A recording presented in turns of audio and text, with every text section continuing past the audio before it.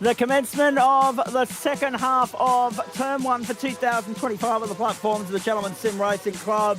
The sixth week of the season, night one thereof, the final week of February for 2025. What a time to be alive. Good evening, everybody. Nice to have you company wherever you're tuning in all around Australia or indeed the world on the platforms of the Gentleman Sim Racing Club. Zach Caban and Adam Labus with you for Waste Options GT night, better known as Waste Options Monday Night Motorsport across Facebook, Twitch and YouTube. And we're back to normality in a matter of speaking tonight because we've got single race here and single race there. But it's an extended edition of the program for you too, folks, because we have the first of what will be two 90-minute affairs for Waste Options GT3 in this second half of the campaign. So a later finish than usual tonight. Hope you can stay and hang in there and come along for the ride with us. This is the Road Atlanta circuit in Georgia, the venue for Waste Options GT4. We'll have a look at that weather and track information for you in just a moment. Full course, 4.06 kilometres. Championship standings. It's one of our favourites, this circuit. It always produces great racing, and it should do again in GT4 because the racing here's been red hot from the outset and especially over the last couple of weeks. Sam Muir leads his teammate Jordan Malcolm to the tune of 5 points at the moment. They've got a little bit of breathing space over Sam Chapman, and last week, twinner Marcus Watson. Alex Court makes up the top five at the moment, and they were all within the top six of the finishing order last Monday night. 59 points covers first and sixth, but we're still 2 weeks away from the points matrix being altered to take into consideration the drop rounds. Grid looks like this. Going to have to fly through this one, folks. Apologies for that. Sam Muir, Marcus Watson, front row. Sam Chapman, Alex Court, second row. Jared Knight, Marcus Cook, third row. Dale Sharp, Eduardo Zamora, Paul Wood and Gary Cousins make up the top 10. Mitch Wood, Brett Bradbury on the sixth row alongside Ash Stacey, Craig Bond at the seventh row. Braden O'Loughlin, David Baz, Michael Adams, Ash Dodson, Daniel Correa, and David Christensen take us outside the top 20. There's 32 on the grid tonight. Rory Wilson, John Simpson from 11, Brian Levitt and Jake Jackson from 12, Josh Miller, Tim Ward from 13, 14, Andrew Franklin, Dylan Walker, 15, Phil King and Darren Miller, then Dave Oliver and Craig Russell from 16. We're set to rock and roll from Road Atlanta in Georgia. Let's go to work on a Monday night. 30 minutes ahead of us here. Compulsory splash and dash required at some point as well. Good move there on the inside. Marcus Cook, Jared Knight making inroads already, getting by Alex Court. Hung Courty out to dry, unfortunately. Sharp's looking to do the same thing on the run to the top of the hill, but won't be able to do so. Trouble! Into the grass goes Brett Bradbury. Straight back out onto the road. Cue chaos. They've done remarkably well, but there are a few people that have been heavily compromised by that. Muir leads us. No Jordan Malcolm on the grid tonight. That's the big news off the top.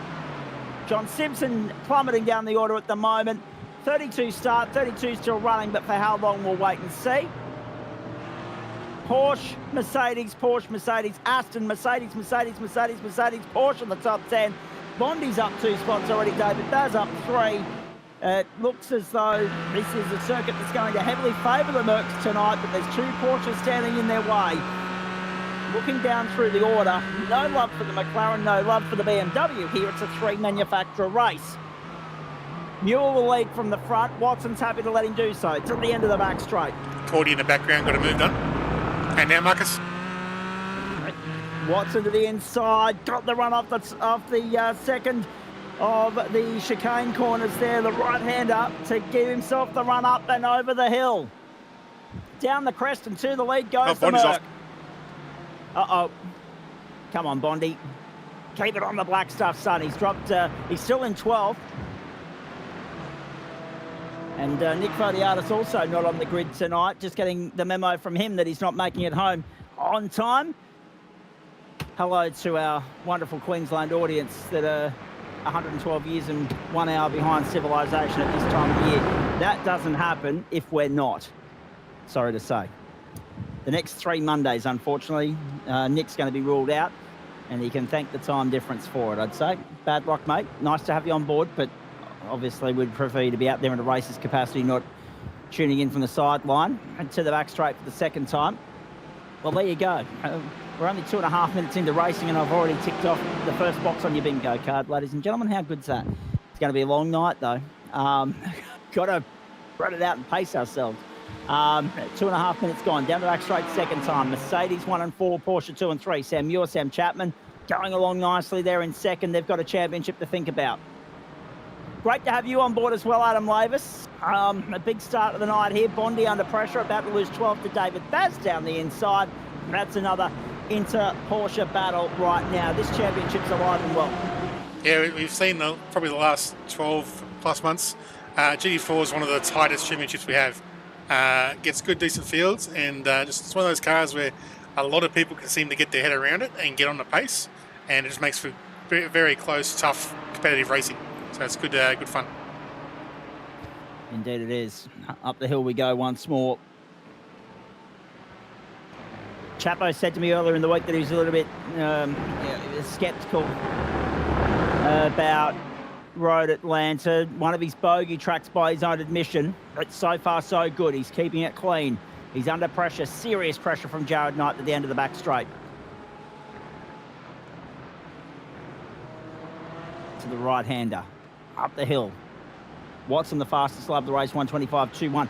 Do we mind just bringing back to the right-hand side of the screen there, Adam, the track conditions? We did not get a chance to go through that off the top. A little bit tight for time. 2 o'clock in the afternoon, 3 km/h winds, 22 degrees the ambient, 34 on track, 59% humidity, partly cloudy conditions. Clock only moving as fast as it would in the real world, not twice or 4 times as it would be in some of our other servers. 0% chance of rain, dry weather conditions. You might notice the bottom right-hand side of your screen has an extra 2 boxes attached to that column right now, with some updates made externally within the SDK fan base to alert the audience at home and us in the commentary box to what the track conditions are like. And that's a nice little added addition to the information which we're able to share with the audience, Adam. Yeah, it's definitely a good thing, because it's one of those things we've been having to cross to the ugly old UI to look at the radar pass. So now we don't have to worry. Annoyingly, we still can't look at the radar, but at least that'll give us a good idea of what's going on. And the other plus for me is I can now use that while I'm driving, so I can actually see what's going on while I'm in the car now, which is a double plus.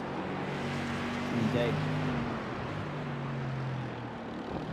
7th, 9, 10, 23rd and 26th, the Aussie Racer stable cars. Good to see that Nick Fodiatis is keeping an eye on his teammates, and good to see that 3 of them are inside the top 10 early on. Craig Russell with a little bit of work to do, so too David Christensen. And Gary Cousins is under pressure there from Mitch Wood. To the end of the back straight we go once more. There's Paul Wood having a look at Eduardo Zamora, but tucking back in. This is the 6th week of the term, ladies and gentlemen. It's great to have you along for the ride. Waste Options GT night, Waste Options Monday Night Motorsport. Platforms, Gentlemen Sim Racing Club, Facebook, Twitch and YouTube. Halfway through the term already. And this championship fight well and truly alive, but they're just easing into it tonight. They're rolling through the motions here. 124.895 for Marcus Watson that time around, the fastest lap of the race. The first one into the 24s. Having a look at who's done the moving and shaking so far. What about Dylan Walker? The Robert drop there, up 13 spots into 15th already from 28th on the grid. He is the early hard charger. Jake Jackson in trouble early, out of business, and John Simpson's on pit lane now as well. So we'll find out what happened there in just a moment. Our colleague Daniel Correa-Sar was on replay momentarily. Now it's Brett Bradbury. This is his moment at the top of the hill that blocked the circuit for a small period of time. He just misjudged the pack and gone to the back of Bondi there and locked his rears, and then it's just caused a commotion. Yeah, Constantina, because, well, good evasive action from all and sundry, but unfortunately, not much you can do when you're parked up there in the middle of the circuit.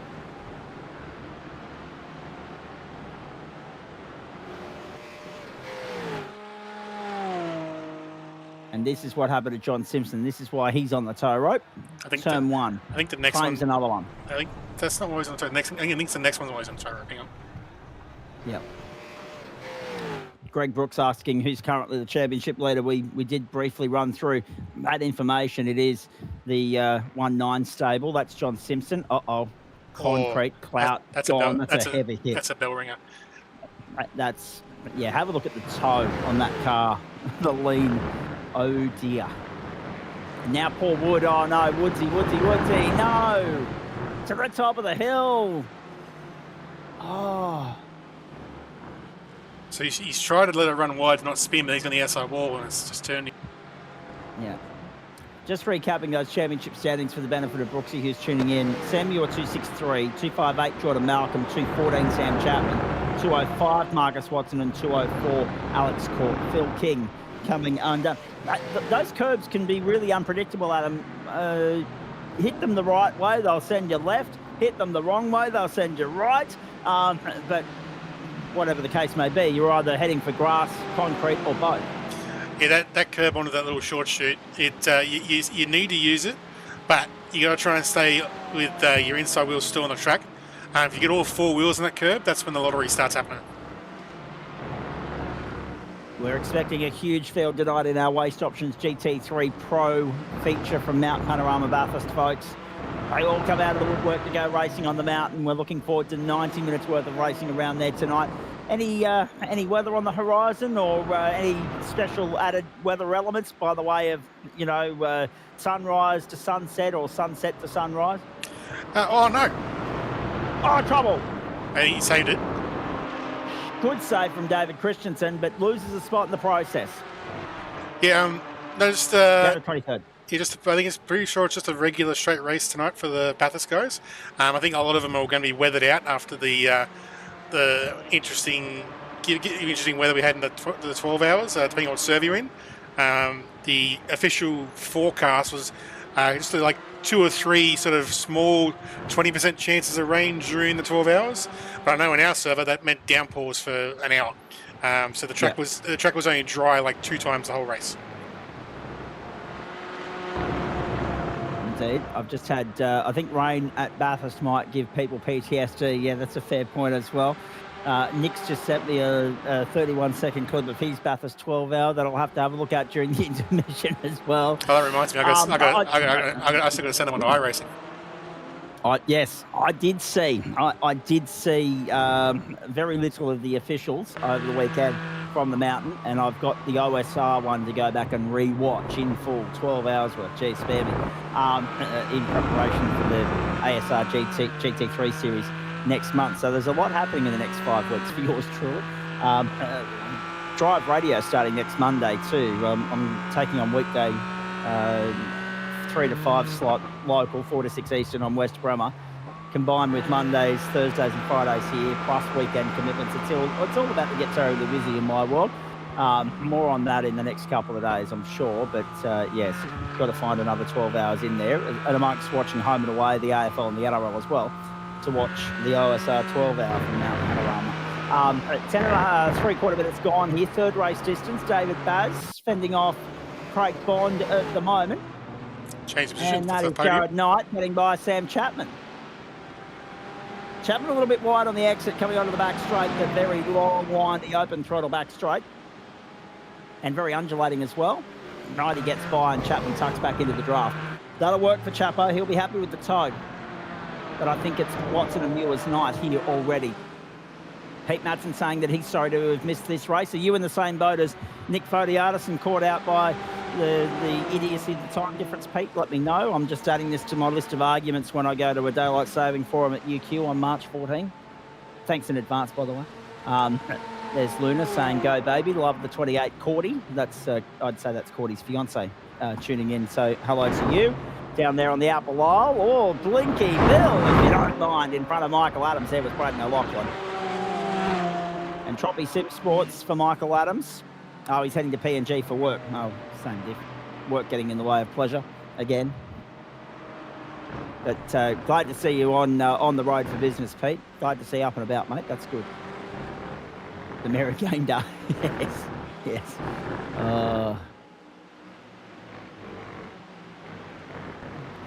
That's, of course, if you remember going back a while, folks, before he was part of the Orbix setup, our mate Pete Madsen was part of the LJ Hooker framework in Gayndah. And Ray White. And Ray White, yes. It went LJ and then Ray White, didn't it? Yeah. Just about every real estate agency got hold of Pete at one point up there. So it was good to have them on board. And they're the people that, you know, are a huge part of the framework and everything that we do here, because without our sponsors, put simply, we wouldn't be here broadcasting 4 nights a week. And whilst being a great member of the club, and from a committee sense and being part of our racing cohort as well, Pete's been a great financial backer of everything we do here on the platforms of the GSRC. Did I see race 2 of the supercars on the weekend? No. So I'll fill in the blanks for Brooksy there in a moment once we get half a chance. I'll come back to you, mate. In the meantime, let's have a look at Josh Millard in action in 18th here. He's got Andrew Franklin just ahead of him. And behind him, it's David Christensen and Rory Wilson. So good battle down the mid-pack here. This is 18th, 19th, 20th and 21st. Little mini Porsche Cup here. And it's good to see Josh back on the grid. He's been very busy at work over in the Kiwi land. So it's good to see he's got a bit of time off to relax and dust the cobwebs off the rig.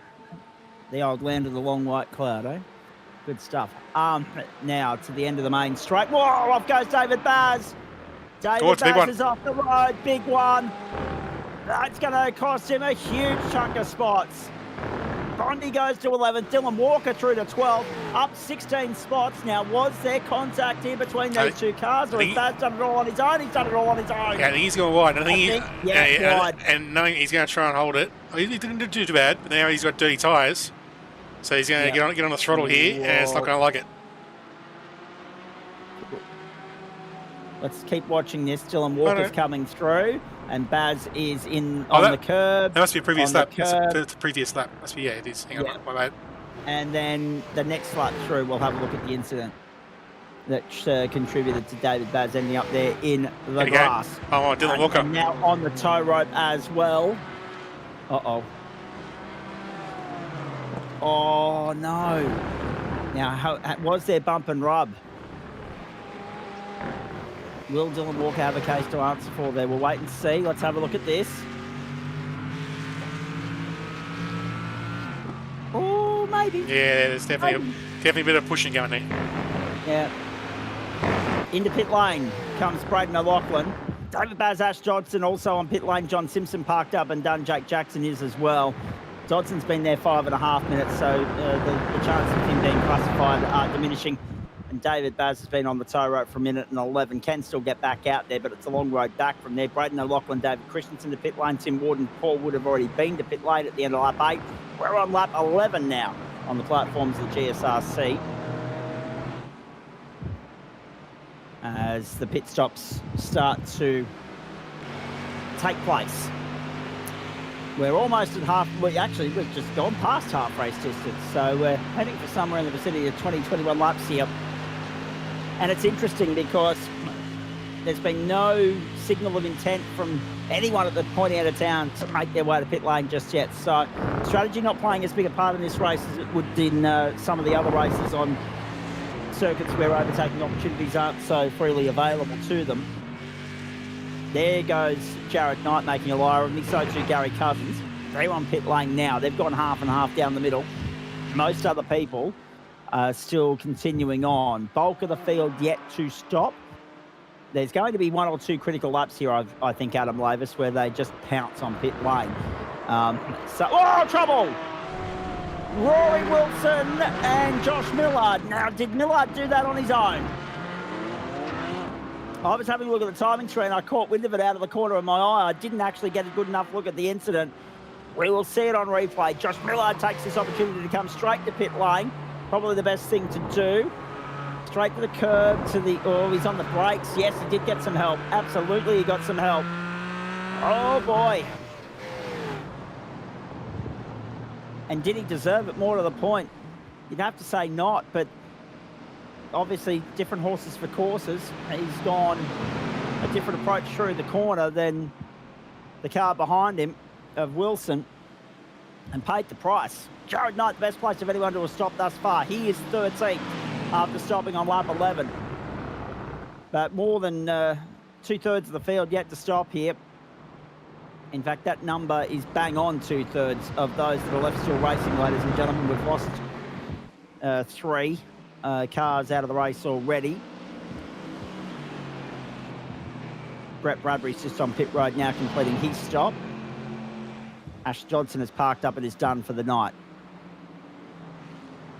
Brett Bradbury resumes. We've got 28 out there right now, ladies and gentlemen. We've lost, what have we lost? 1/8 of the original starting list. So 87.5% of the field still running at him. And Dale's a bit of the old one out here. He's a white and orange. We've got grey and blue in front, teal and black behind, and blue and black behind that. So the other guys, all separate. They're all separate teams, but they're all three of them very similar colour schemes. Slight different variations of the black, grey, and teal and blue.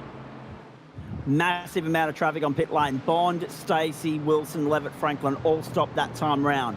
So Bond gets back out in 16th, third placed car out of those that have stopped thus far. Top 10 yet to stop. So too Russell, Oliver, Miller and King. That took a huge chunk out of proceedings there in terms of those that have yet to transit the lane are concerned. It's now more half and half. Marcus Watson to pit lane at the end of lap 13. There's a critical number for Watto. And Muir follows him immediately in to try and cover that off. Alex Court goes through. No surprise to anybody that Sam Chapman continues on. Marcus Cook comes to pit lane. There's Millard White again.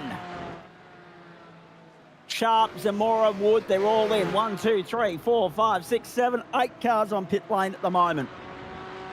Make it 9 with Dylan Walker. Up 19 spots, but surely a case to answer for the bump and rub on on David Baz. Watson and Muir back out on the racetrack, and Muir has closed within half a second. Watson was stationary for 14.3, 11.9 for Muir, 11.2. Sorry, 12.8 for Jared Knight, 12.5 for Alex Court, 12.4 for Dale Sharp. Watson 14.6, 12.9 for Gary Cousins, 15.9 for Mitch Wood. Dylan Walker 13.83. So some varying times there. And Marcus Watson has lost a bit of his advantage to Sam Muir. Muir's to within 1.1 seconds now, 11.9. That stop, and apologies, I said 11.2. I was reading Knighty's pit stop number, lap number, rather than his time. And this is David Baz having yet another off-track excursion. Back on the tow rope, back on pit lane a second time.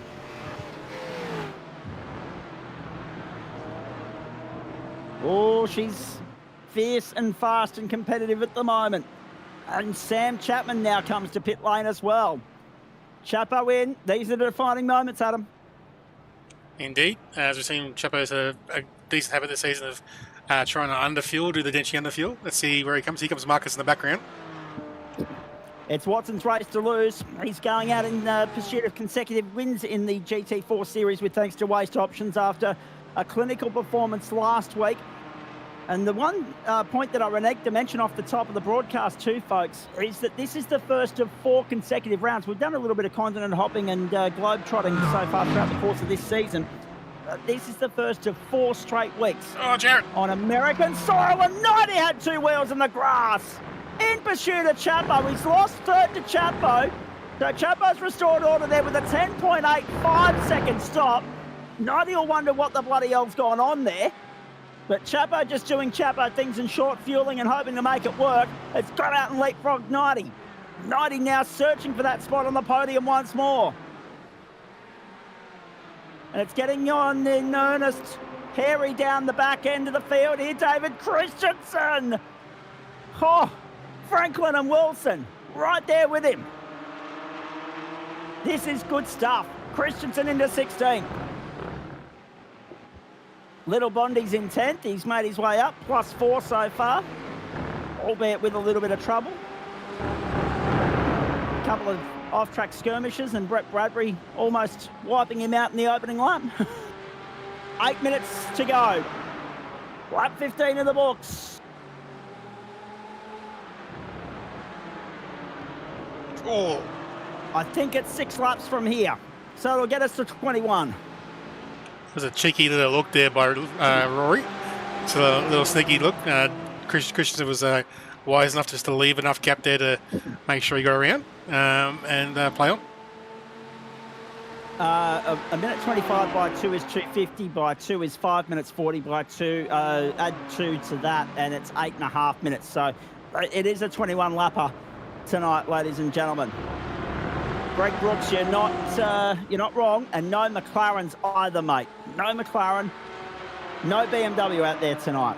But it's safe to say we will be seeing some BMWs either coming in or definitely next season, because the rumour is getting even stronger that there's been a sneaky little fix in the background. iRacing hasn't really said much, but Dale's had a test drive and he reckons he no longer feels the weird brakeness that it had before. So it looks like they may have had a bit of a cheeky update, and the Beamer might be back to being strong again. So that could be interesting, as we saw last week with the little cameo by Ollie Patterson. Came in and killed in the Beamer. That was brilliant last week. Really good to see the BMWs back in some sort of business. There goes Franklin and Ross. Nice recovery, but he's lost 2 spots. Christensen goes by, Wilson goes by, Franklin back to 17th. Had to see some wheel work here. Chicane. Have a look at him. Whoa. Hairy but nice recovery.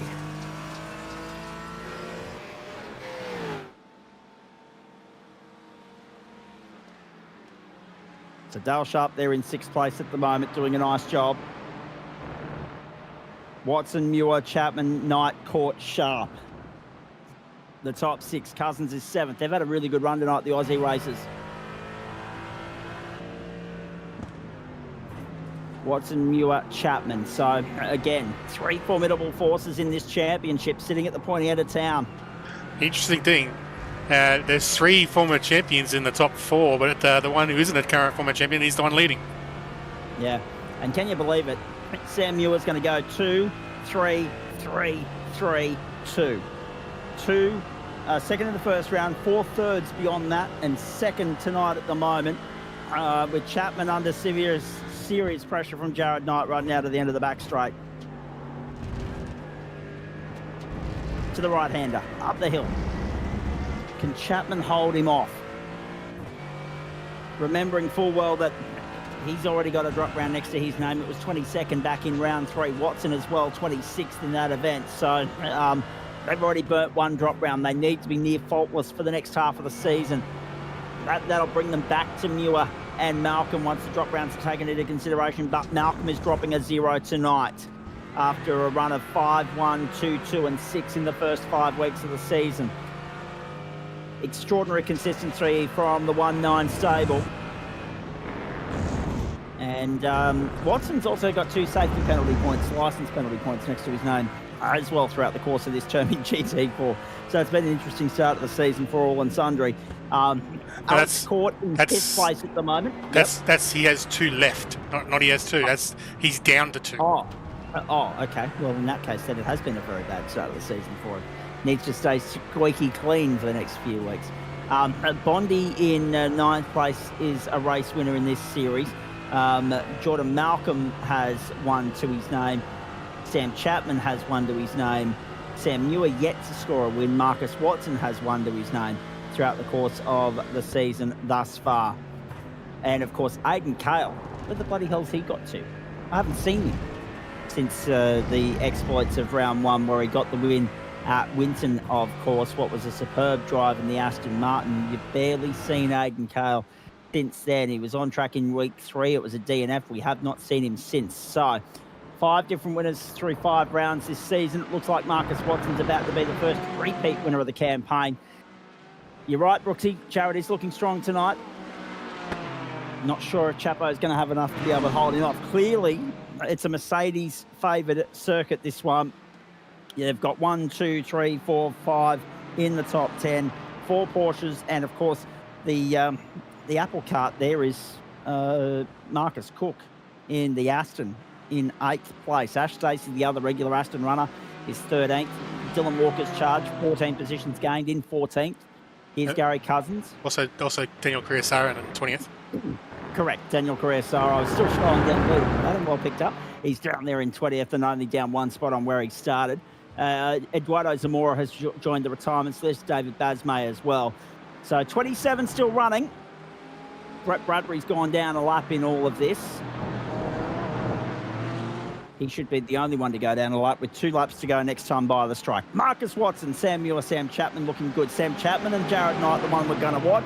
Alex Court's also ranging up onto the back of them as well. You're currently watching Dale Sharp, Gary Cousins and Marcus Cook. 1, 2 and 3 in picture at the moment. 6, 7 and 8 outright on the racetrack as they make their way down to one of the big braking zones at this circuit. The left, the right, they hang it out wide and throw it over the hill across that little crest and dip down round onto the main straight.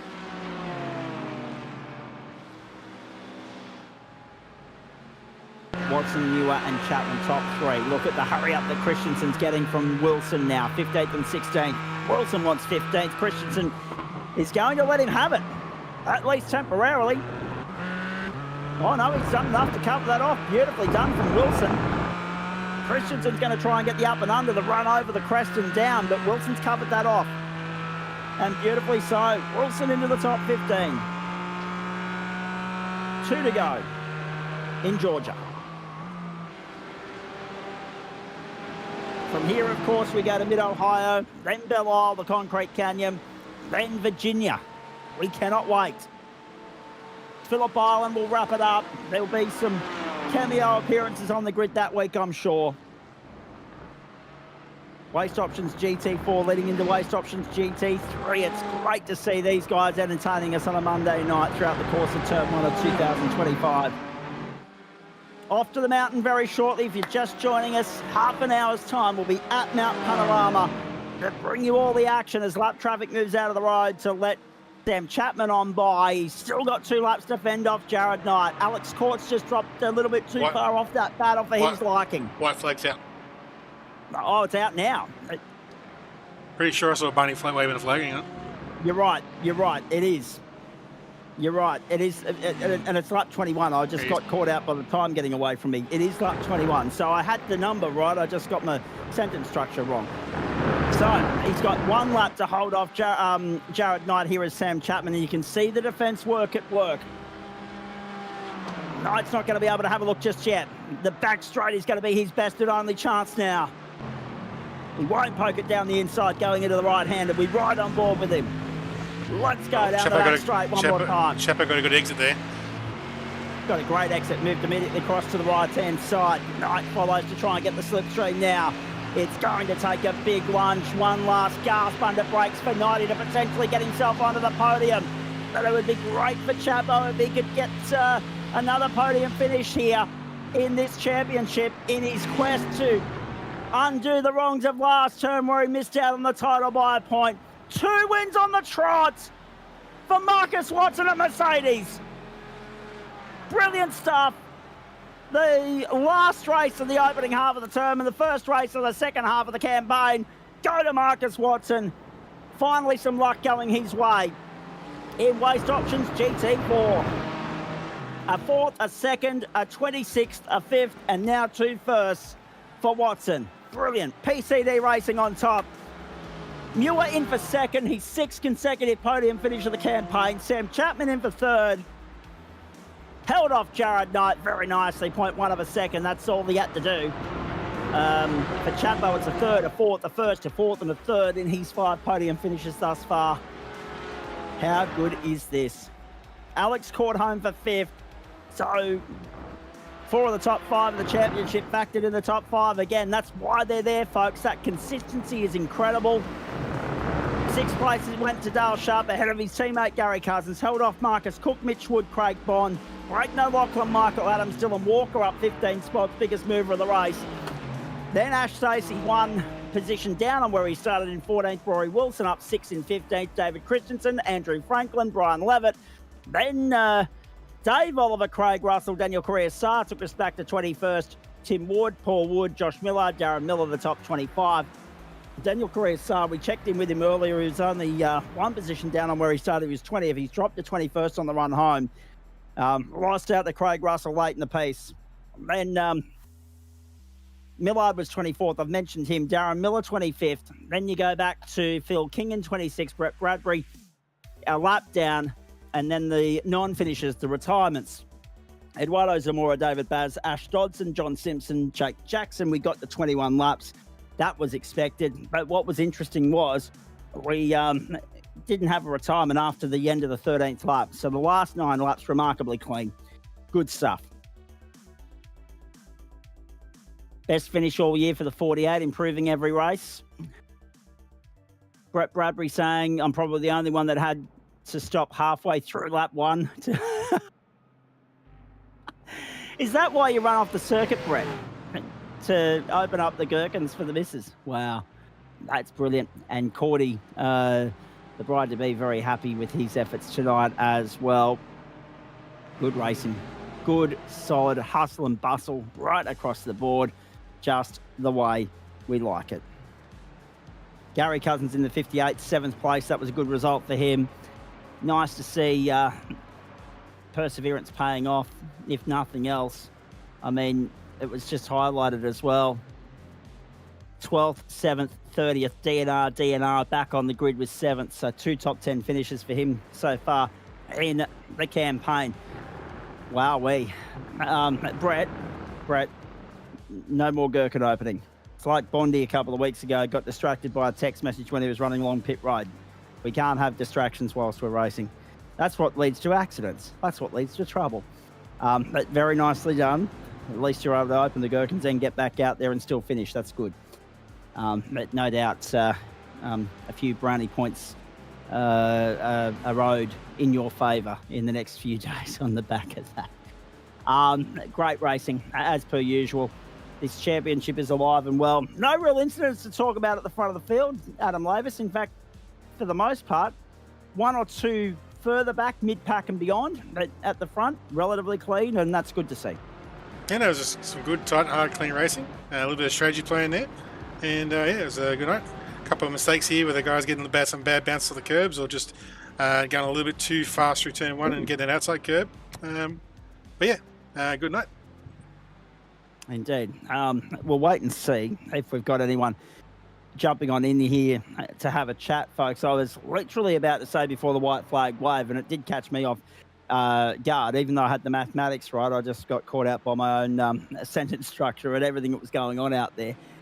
Because the focus was on Jared Knight trying to fend off or trying to get back in front of Sam Chapman, and Chapman trying to hold him off. Chapo was able to do that. But very much a Mercedes-favoured circuit tonight in the way in which they had 5 in the top 10, 4 Porsches and 1 Aston Martin. And hopefully, somewhere down the line, as the boys have been talking about throughout, McLaren and BMW will grace us with their presence once more in this series. We've got 10 manufacturers to choose from in GT3 very shortly. We've had all 10 represented at several points across the 3 splits throughout the course of this season. As per usual, the AM split and the Pro-Am split results will come your way as soon as we're done on the mountain. It's going to be a cracker of an affair there over 90 minutes, the first of the 2 longer races on this back half of the tour. The second, of course, coming up in week 10 when we go to the Daytona International Speedway in Daytona Beach, Florida, for what should be a cracker of a season finale. It might be a live title decider in GT3 Pro-Am and Am, but probably not in Pro based on what we've seen from the benchmark so far. Now, I want to go back and cover off a couple of things. Sam Chapman, instead of commenting with us here in the commentary box, he's talking about the racing to come in our YouTube chat thread. BMW very quick now after the update. Some out there next season is the expectation from him. We'll have a chat to Chapo after GT3, I'm sure. We've got no one taking up the bait to come and have a chat to us here in Central Commentary. Oh, actually, I stand corrected. Now we do, right on cue. I'm glad I didn't throw to a break, because had I thrown to a break, we wouldn't be able to have a chat to Sam Muir right here and now, which we will do in a moment. I was partway through 2 things just before we introduce Sam. Brooksy was asking me about what I was doing on Saturday night and whether I watched events that were unfolding rather in Western Sydney. The answer is no, and the reason for that is that I was tied up with some commitments with the Western Australian Sporting Car Club over the weekend, so I was commentating the race meeting from here in Ipswich remotely for their production crew at Turn 7 Media for Behind the Sport and Streamer. from about 2 o'clock Eastern Daylight Time on Saturday afternoon right through to 1:30 on Sunday morning. And that was on the back of watching all the action from, covering all the action that I normally do in local, national and international sport on West Brom Radio earlier in the day. So it was a 17, 18-hour day on Saturday, and I didn't see any of what happened in Western Sydney. However, I will say this. I've seen everybody getting up and about and, getting all excited and hyperactive and, it's almost as though their Christmases have come at once with regards to what happened there in the finish of race 2. You get that in Formula V racing and Hyundai XL racing every race meeting you go to in any given state in any given week. So don't get too carried away, because it's not the first time we've seen a photo finish like that, and it will not be the last. You've just got to explore avenues beyond supercars to see it on a more regular basis. And the second thing is that if you're just joining us, in about 22 minutes time, we will be chiming into Mount Panorama for 90 minutes of GT3 racing. Remember that, 90 minutes, so the checkered flag's not going to wave until after 10:15 Eastern Daylight Time tonight. Late finish, but we're in for the long haul, as we hope you are as well. Samuel, let's chat to you. Thanks for jumping on in and having a chat to us, mate. And nice to see you out there on the grid in the absence of your teammate Jordan Malcolm. Still flying the flag, the 1-9 stable going along beautifully, but you're on the precipice here of doing a Rick Kelly, really, to be fair. By which I mean second in round 1, second in round 6, third every other week. Are you actually going to take an outright race win here at some point, or are you just hoping for the championship? Yeah, definitely shooting for that race win. We found out the hard way in the Porsches last season that if you're not winning races, you're not winning championships. So, yeah, hopefully we can eventually crack through for a race win. We've had plenty of opportunities over the first 6 weeks, but yeah, whether it's just a little bit of bad luck or poor execution on my part, we've just missed the mark, but hopefully it's not too far away. It seemed as though Marcus Watson, two things here. He took a lot of confidence out of the win last week, and the Mercedes just seemed to be the car to beat tonight. Yeah, definitely. Thought that, tonight if we could just be first to the Porsches, then that would be a good result, because, it was definitely going to be a Merc-favoured track, so at least we were able to tick that box. I was pretty surprised that we were able to put it on pole, but, Marcus was just way too quick, and as you said, now that he's broken his duck for race wins, he... it looks like he might get on a bit of a roll, and he might be hard to stop, but what's in store over the next couple of weeks? Indeed, and speaking of the next couple of weeks, mate, I mean, you know how tight this championship is at the moment. Chabo's trying to crunch some numbers as to what it's all going to mean when the drop rounds come into the equation at the end of next week. But you've just got to keep doing what you're doing and not necessarily worry about those guys just yet. Yeah, that's it. I think Geordie spoke to it maybe last week or the week before. We're just, it's always nice just to look in that spreadsheet and see your names up the top, but until those drop rounds get applied, there's not too much point getting too excited about things, because, I think they'll show that we've got a little bit of a gap at the moment, but as soon as those drop rounds are applied, Chapo, Marcus and Cordy, they're going to be, right on our tail once again. From your standpoint, it was clear that you were up to the same sort of tricks as Sam Chapman, in the sense that compared to those around you, particularly the Mercs, the stop was a little bit shorter in the hope of gaining some track position. You definitely managed to trim the deficit to Watto, but not enough to be able to get into his slipstream, get into his draft and maybe reel him in. Yeah, that's right. When we put it on pole, we thought, we might be on here if we can keep Marcus behind and have a quick pit stop, but ended up making a mess of things lap 1 or lap 2, and he was able to slip on by, and as soon as that happened, I was just went into fuel saving mode, and also wanted to get that 0x to not lose too many points to Marcus, which we're able to do. And I was just having a look, Chapo also got the 0x, unfortunately, so I haven't gained any on him there, but as we found out last season, every point's going to count, so at least we're able to tick that tick that box. And pole certainly does help you out in this instance. Plus, of course, the fact that you were second ahead of Chapo. Mates, only a couple more from me, because I think you just highlighted it. the fact that you got a 0x, Chabo got a 0x, there'll be a few of them running around tonight. By the standards of which we've seen over the past few weeks where the elbows have been out, it's been on in earnest. That was a particularly clean affair tonight. Yeah, definitely. It's been a bit of an up and down couple of weeks in the GT4s, both at the front and at the mid-pack. So, yeah, hopefully the boys have been keeping it relatively clean and at least putting on a good show for the broadcast. And yeah, looking at the schedule, I think we've got Detroit coming up in a couple of weeks, so that's going to be exciting. Phillip Island with the draft's going to be pretty cool as well. And then, yeah, we'll wait and see what Mid-Ohio brings. I think that's up next. So, yeah, looking forward to that as well. What's the initial gut feeling on how that one might play out, mate? I mean, it is 4 consecutive weeks on American circuits. Mid-Ohio synonymous with IndyCar next week. Then, of course, Belle Isle, which we love, but it comes with its own risks because and obvious uncertainty because it doesn't take much to get caught up in somebody else's garbage there, being the Concrete Canyon. And then, of course, onto the south configuration of VIR.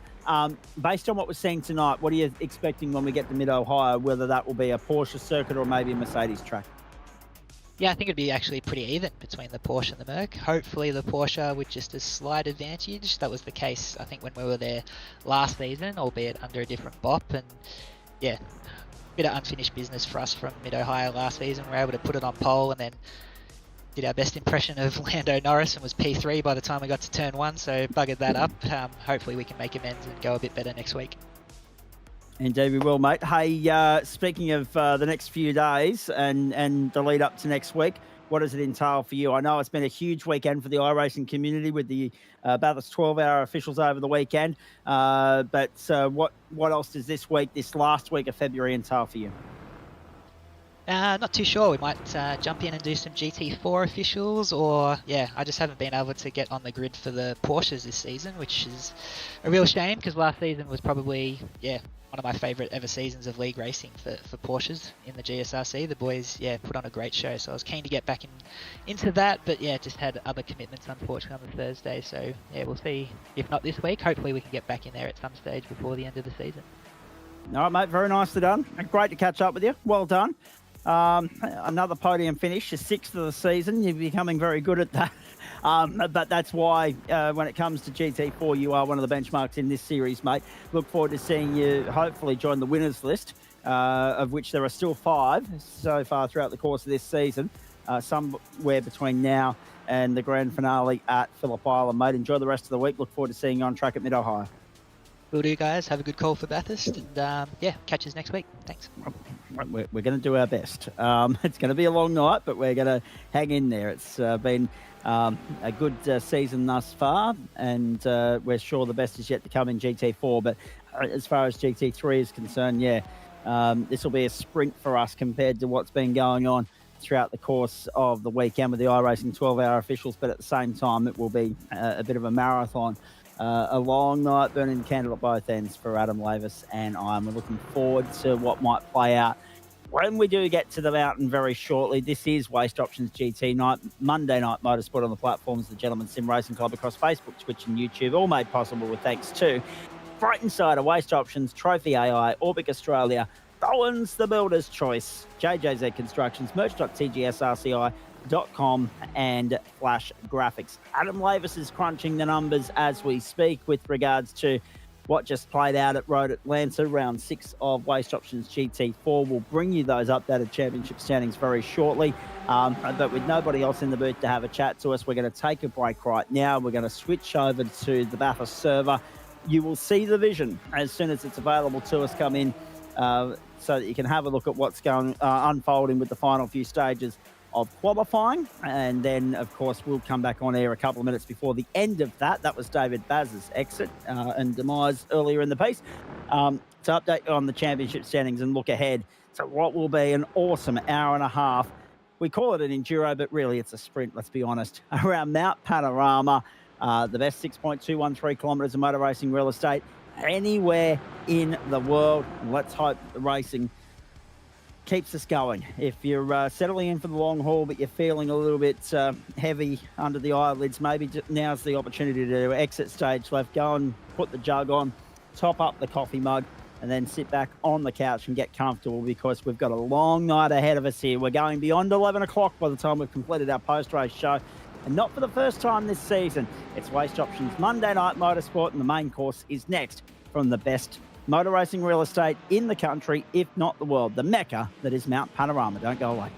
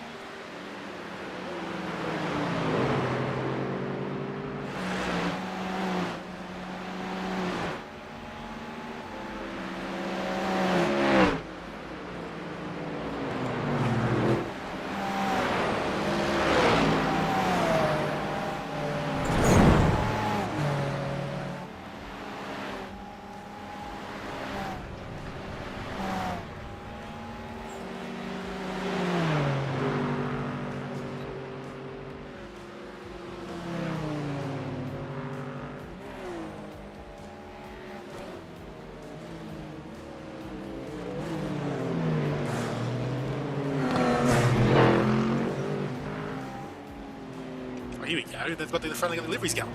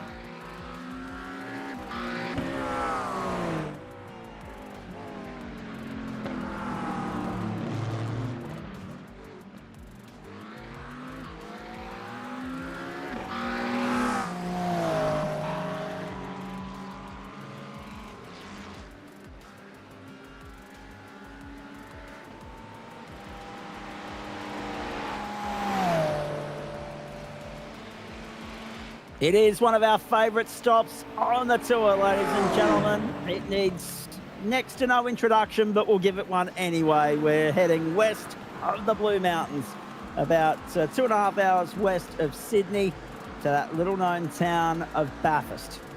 Central Tablelands, New South Wales, the glorious Mount Panorama circuit. 23 turns, 6.213 kilometres, steeped in rich history and tradition in Australian motorsport. And I know, not just Australian, but also world motorsport. I know there's a lot of discussion and debate going on over in the West at the moment. There's a bit of heated debate about what to do with regards to motor racing infrastructure over there. They're talking about the proposed semi-permanent precinct in Burswood. Well, see, this is the thing, right? We can beat the drum and say we're all in favour of permanent infrastructure and the like, as much as we like. And I am. We were talking about it on Friday night. We're talking about it on Saturday as well, with regards to the City of Wanneroo Council jumping straight on the pulse of the discussion over there and saying to the WA government, hey, why not invest in a second permanent facility, full years facility? Sorry, Adam? I was just going to say, iRacing has taken the Mount Panorama song away. It has? That's a very good point. That is a very good point. Not sure what's going on there, but geez, one of the staples of the furniture and the fabric over there is gone. We'll get to it in a moment. I want to quickly cover off a couple of things here. I know there's a lot of chatter over there at the moment. The City of Wanneroo would much rather see investment in a second facility adjacent to the current carco.com.au raceway, and so would I, because I'm all for permanent infrastructure. As far as I'm concerned, this is the only semi-permanent facility that we need in Australian motorsport. Everything else pales into insignificance in comparison to this, because the infrastructure is permanent. The road is used all year round. We only get to use it 5 times a year for motor racing, but that's what makes it special. We don't need that anywhere else in Australian motorsport. We've got semi-permanent infrastructure in Townsville and Adelaide. I think if they're going to invest in something long-term in the West, it needs to be another permanent facility, and they can certainly do that if they dot the I's and cross the T's properly. Someone forgot to tell those two it was only qualifying. Well, that's exactly right. It is qualifying, and it's done for Waste Options GT3 Pro. Welcome back, everybody. This is after I've got off the beaten track there, but I wanted to mention that because it's something of prominence for our audience in the West at the moment. They're talking a lot about the news that did the rounds through Speed Cafe the other day, and we never got to finish the point on commentary, Vaughan Brewer and I, on Saturday for the West Australian Sporting Car Club season opener. He's very much for permanent infrastructure and investing in the current residents at carco.com.au Raceway and the surrounding area, rather than going into to Burswood, and so am I. It's nice to be in agreement with people these days, but it is a rarity. This is Waste Options GT3. This is Mount Panorama, 6.213 kilometres. There are the current track and server weather conditions. I'll update them for you in just a moment. 23 corners. You know them by their name rather than their number. And yes, this promises to be an absolutely tantalising round of the Waste Options GT3 Tour. It is one of our favourite stops on the calendar, full stop, across any different championship, any given season. And now that the race and weather server is updated for us, we'll update you on that in a moment. The updated championship standings for GT4 before we get to that. 324 for Sam Muir, 268 for Sam Chapman. So it's a big lead now for Muir. Watson up to 266. He's vaulted up the order, taking a big chunk out of Chapman. Then Jordan Malcolm, 258. And Alex Court, 249. 19 points between second and fifth, and that's before the drop rounds come into the equation at the end of next week. That's hugely exciting. Here at the moment in GT3, the current championship standings show Matty Dench on top. 94 points the advantage that he enjoys. Sorry, 96 points the advantage that he enjoys right here at the moment. Matty Dench over Richard Mitchum. Dane Snad 193, so it's basically Dench's to lose. 164 for Alan Dawson, 144 for Luke Swan, 134 for Nick Wood, 130 for Sam Chapman, 103 for Brad Coates, 102 for Jared Knight, and 102 for Dylan Shepherd. Richard King just outside the top 10 on 99 points. The grid for tonight is an interesting one. But circuit and weather settings to 4 o'clock in the afternoon, Eastern Daylight Time, local track server time. We'll be heading for a finish sometime after 7 o'clock, which means it'll still be daylight. Hello to our friends in Queensland. You wouldn't know what that's all about. 5 kilometre hour winds in a mostly easterly, northeasterly direction. 31 degrees the ambient, 46 on track. It's dry. There is no percentage of rain in the forecast here. 17% humidity, however, and partly cloudy conditions. Lewis Greathead for Vermilion Esports on pole position alongside Orbit Drop. There's Matty Dench, front row. Jackson Rayhana, great to see him back on the grid for Summit Sim Sports alongside Sam Blacklock on the second row. Dylan Shepherd and Cam Caldwell the third row. Thomas Foster and Tyson Broad the fourth. Jared Knight and Jackson Dahl the fifth. There are 1, 2, 3, 4, 5 different manufacturers in the top 10, if you don't mind. Acura with 5 representatives, Mercedes, Audi, Ferrari, and Ford. Row 6, Richard Mitchum and Sam Chapman. Row 7, Alan Dawson, Glenn Arnott. Row 8, Luke Swan, Chook Fung Wong. Row 9, Russ Green, Nick Wood. Row 10, Oscar Haynes and Alex Wilson. Row 11. Got to very quickly roll through this now, unfortunately. Jonathan Hooper, David Johnson, Simon Mesmo and Dave Riddell. Richard King and Harry Lawrence, that is, from row 13. John Wright, Dane Snadden, 14. Sam Lauder, Sebastian Prostimo from 15. 16 is Dylan Walker and Brad Coates. 17, Daniel Kirby and David Christensen. 18, Sean Benici, Eli Dalton. 19, Daniel Piper and Martin Tran. 20, Vinnie Newen and Jermaine Takalu. There we go. 9 different manufacturers represented on this grid. Jermaine Takalu, a non-starter in pit lane. And we are ready to fire, if you don't mind, ladies and gentlemen. The first of 4 single race affairs to get us to the end of the season. The first of 2 90-minute enduros for you to enjoy on a Monday night. This one at the end of February. The next one towards the back end of March. Week 6 and 10. Make up the second half of the campaign with 90-minute affairs, and we are away at Mount Panorama and already on the defensive on the inside. Have a look at that. The aggression from the outset from Dylan Shepherd, forcing his way up on the inside of Sam Blacklock right off the top to go to fourth. What an ultra-attacking, aggressive start from Shepherd. Lewis Greathead leads them away. Jackson Rayhana, Matty Dench. They're in the grass halfway up Mountain Straight as they hit Griffin's Bend for the first time. Nobody's telling these blokes that it's 90 minutes wide. Oh, Blacklock in the wall! Blacklock in the wall! I think it was. Foster as well caught up in that. Someone's been left behind as they exited Griffin's Bend. And Cam Calderwell limping out of the cutting. Holy cow! What a start! Already one at least biting the dust on the opening lap. Thomas Foster, the other one, my apologies. Couldn't pick up who it was, whether it was Blacklock, but it was Foster. It was Calderwell and Foster. Caught up in an incident on the opening lap, down 31 and 33 spots respectively, and already on the back foot. It's a long way back, over 90 minutes from there, Adam Lavis, as they hit Conrod for the first time. But luckily there is time in this race, so as long as they can get it back to the pit lane, minimise, because obviously toes are bad, but they can get back to the pit lane within a reasonable amount of time. They got the pace, they can start working their way back through. They might not lose a lap, but race control will be reluctant to deploy the safety car unless they absolutely have to tonight as well. So that works against them too. Yeah, there is a chance in these opening laps if someone goes across the top and box track, but that first lap was the higher chance of the safety car, so we might have got away with that. Endurance racing dominates the second half of the campaign, folks. It's 90 minutes in week 6 and 10. Top and tail of this back half of the championship. It's 60-minute races in weeks 8 and 9, I think it is. Or is it 7 and 9? I just need to have another look at my calendar here, folks. Sorry. As they make their way up Mountain Straight for the second time. Next week we go sprint racing at the Hockenheim Ring. So next week is the last of the sprint rounds. Then we go on to Motorsport, Matagi, Sebring for both 60-minute affairs. Russ Green off the road at the moment. That'll be coming out of Hell Corner. And then, of course, on the Daytona International for the final stop of the campaign. How good. But right now, at 2 3/4 minutes in, the field is vastly spread out, which is interesting to say the least.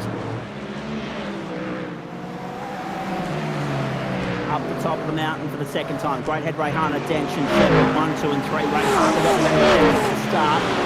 The Ford Mustang happy to tuck in behind and follow. 2:06.089, the fastest opening lap of the race. That came from Lewis Greathead. The two boys in the pit lane already are Cam Calderwell and Russ Green. We need to have a look at that, Adam Lavis.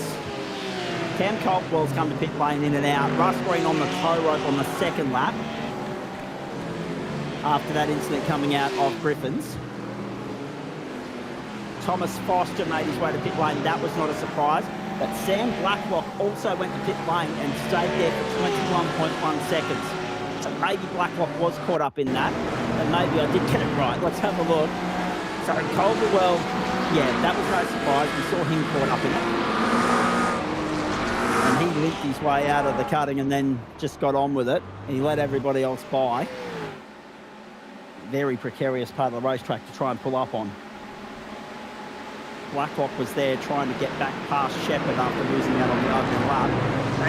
Basically just shooting going and then on the exit, and then that's where it was, the hip and shoulder straight into the seat. So was there damage sustained with that hip and shoulder of the entropy entry? Perhaps. But he did well to nurse the car back to the lane. But yeah, long way back from him as well. Quite a few contenders dropping out of business on the opening lap here. Russ Green's went on the tow rope for a minute 56. Lewis Greathead leads on lap 3. Here's Paul Wilson. Log jam of traffic. Sorry, Alex Wilson, my apologies. I'm so used to Paul being here. Luke Swan, 13. Alex Wilson, Simon Mesmo, Nick Wood, Oscar Haynes, Jonathan Hooper, David Johnson, Dave Riddell. All in that battle pack right now. To the cutting once more. So we're heading for 7 o'clock local service time before we see the checkered flag here. We've got an enormous run ahead of us. Great head punch out of 2:03.82. Oh, there's a one gone! Alex Wilson at the top of the mountain! And he got helped back to the outside of the circuit because he was going straight back into oncoming traffic, and that could have been real trouble for all and sundry. I'm not sure who it was that gave him the push back to the outside of the circuit. Maybe one of the entropy entries. Wilson now joins the cavalcade of the walking wounded. Dave Riddell also on the tow right now. This is how it happened. Oh, 2x2 into the rise at the top of the hill was never going to work. And Entropy car was lucky to get away with that. Very. I think it might have been Eli Donaldson, I'm not sure. So, yeah. Just as you're cresting the hill there, it's not a part of the racetrack to go 2x2 at the best of times, let alone lap 4 or lap 3 of a GT3 race over 90 minutes. Down to the chase once more. David Johnson in 17th at the moment. John riding behind him, the only Corvette in the field. That's the point I never got to make because everything just started happening mercilessly at a rapid rate of knots into the pit lane. We've got some movement here. Simon Mesmo for 9.5 Sim Sports to pit lane at this point. Russ Green and Dave Riddell will hopefully get back out there later in the race. Still 39 cars in server at this point, but quite a few in trouble in the early stages. Rainhead, Ray Hunter, Dan Shepherd, Broad, Knight, Dial, Ben Chapman, Mitchum and Dawson in the top 10 at the moment. 1, 2, 3, 4, 5 Acuras in the top 10, 3 Fords, a Mustang. 3 Ford Mustangs, a Mercedes and an Audi at this point, and it is on in earnest at the front. Willis Greathead has taken off, 3.7 to the good. Drench can't find a way by Ray Harder just yet, and Dylan Shepherd has caught the top 2. So this is very interesting. Shepherd has latched onto the back of Ray Harder and Dench. We've got a 3 manufacturer fight for second, and Lewis Greathead has just taken off into the Bathurst afternoon.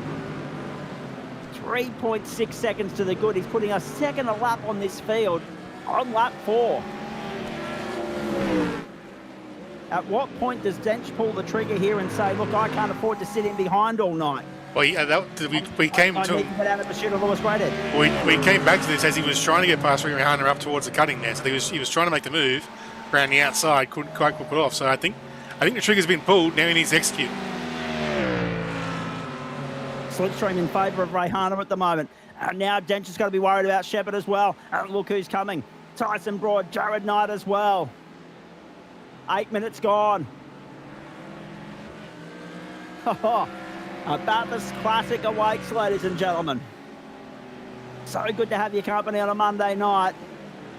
We got to start here just after 8:52 Eastern Daylight Time this evening. So it's going to be beyond 20 past 10 tonight when the checkered flag waves here.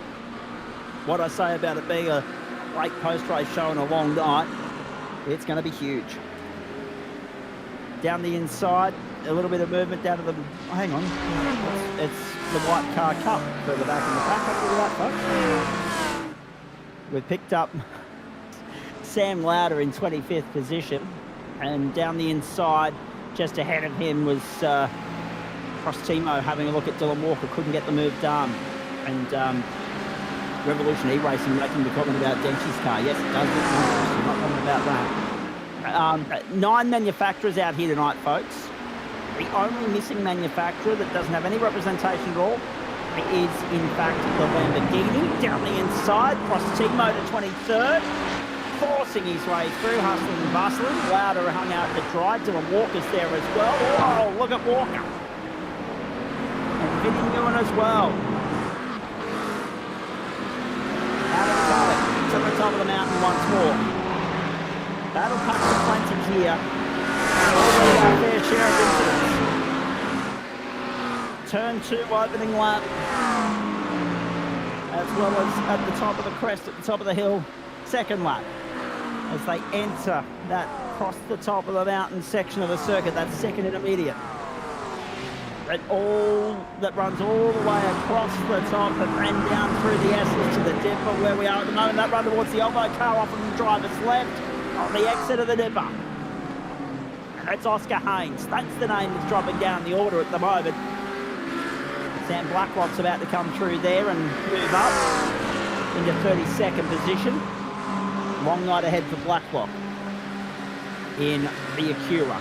Oscar Haynes running one of a handful of Audis in this field. Harry Lawrence, Samuel Loud are the other two that are outside the top 10 at the moment. Dylan Shepherd, of course, the best placed Audi on track. This is what happened to Oscar Haynes. The wall. Yep. He's given the wall 3 clouts, and all on the left-hand side of the car as he went through the left-hander, and then it's pirouetted him around. He's given the right 2 smacks as well. Good move, Dylan Shepherd down the inside, got by Matty Dench. Dench slots back to 4th. It's Acura 1-2. It's Shepherd 3rd in the Audi, and then Dench 4th in the Mustang. Is this the point in the championship where Dench starts to get reeled back in? He made a blistering start to the championship, dominant through the first 4 rounds. Last week, the first blip in the road for the 12-time GT3 champion here on the platforms of the GSRC. A 5th and an 8th at Donington Park. Tonight could be a big time as to whether he wraps the title up in week 9 or whether he has to wait until week 10. 5th and 8th, nothing to turn your nose up, unless you're Matty Dench, of course, Adam Lavis, where the average finishing position is 1st. Okay, so he's used to being further in front. He's also not used to being passed, so he'll put that one in the notebook and look to get revenge a bit later on. Huge night of racing ahead of us. Hope you're enjoying it as well. On the platforms of the Gentleman Sim Racing Club. It's still 78 minutes to go here at Mount Panorama. We're just easing into it. We'll head somewhere in the vicinity of 43, 44 laps tonight. Is it 2 stops? Yes, compulsory 2-stop. Compulsory 2-stop. There'll be a couple that are already committed to a 3-stopper, unfortunately. I would suggest, on the back of the early shenanigans, and that compromises their run all the way to the checkered flag. Alex Wilson, 22.18 seconds on his first stop at the end of lap 3. Dave Riddell's back out there, but Russ Green has parked up. So we have our first retirement of that is Russ Green, and here's Dylan Walker down the inside, the 23rd. Up 8 spots, poor qualifying, but racing well in the early stages. You're right. There is something very nice about those Orbit Drop Bear Motorsport Mustangs. They do look mint. 1, 2, 3, 4, 5 Acuras, 3 Mustangs, a Mercedes and an Audi in the top 10 at the moment at Mount Panorama. So biggest movers, 10 positions gained. John Wright, 17th after starting 27th. Brad Coates started 32nd, has moved up to 20th, the first of the McLarens in the running order at this point. And Eli Donaldson up 15 spots as well. Best mover of the night thus far, and he's just made another move. This time on Brad Coates. It happened bottom a shot.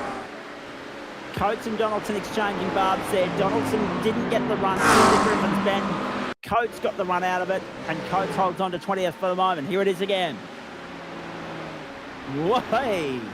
Definite contact. Bumping and rubbing.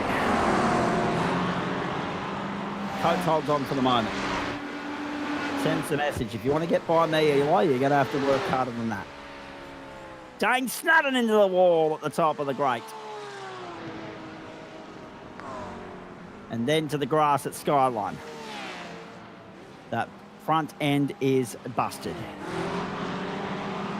And then on the left-hander through the dipper is okay, but unlucky for Dane Snudden. He'll need to come to the pit lane, I'd imagine. Yeah, he's had damage for. He's already towed. He's towed for something. That's a bit later than this. So this will be the original incident. Oh, you got caught up in this. That was a couple of laps earlier, but looks at it. Oh yeah, there it is. There's the front end gone. Yeah. So he's back. He is on the car right now. My original assessment of the Entropy car being lucky was untrue. He had broken steering, and he's going on the fence and taking Dane with him. That was Dave Riddell, I believe.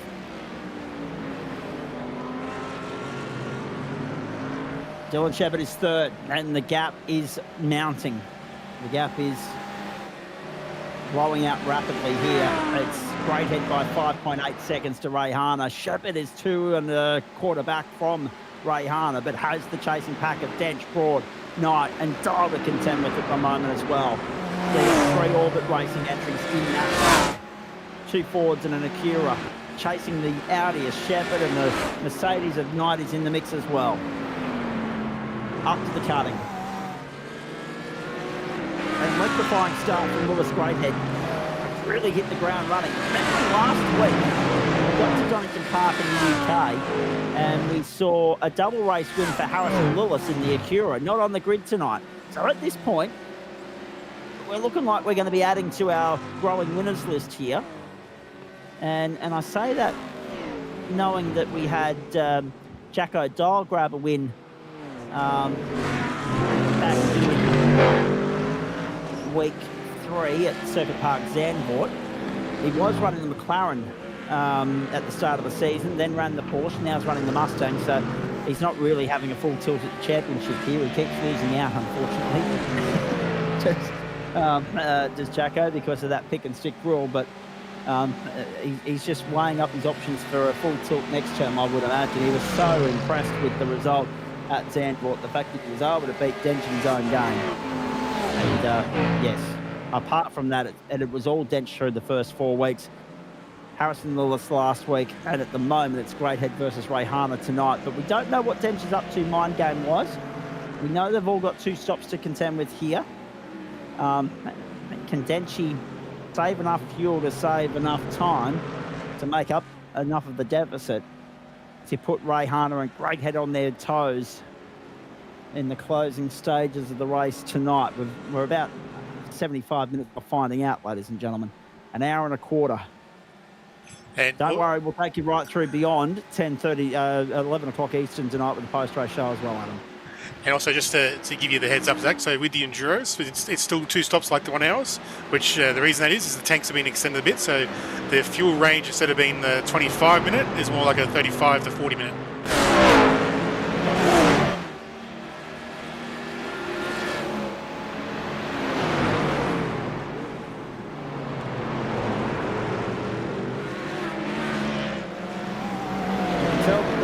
Real-world motor racing season's about to start up. I've had contact tonight from our mates at Queensland Production Sports Car Championship. Chris Whitaker, of course, part of the framework there as well.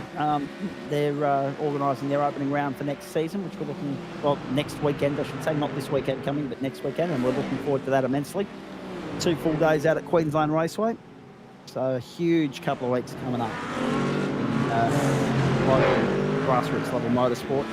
2 weeks after that, we're off to Morgan Park Raceway for the opening round of the Queensland Championship, and hopefully I'll be making an appearance out there, but if not, I'll be here in this week. On the 1st of March. So I found Russ Green's isn't from earlier, we missed it. Copy. What's Russ done here? Oh, turn 1.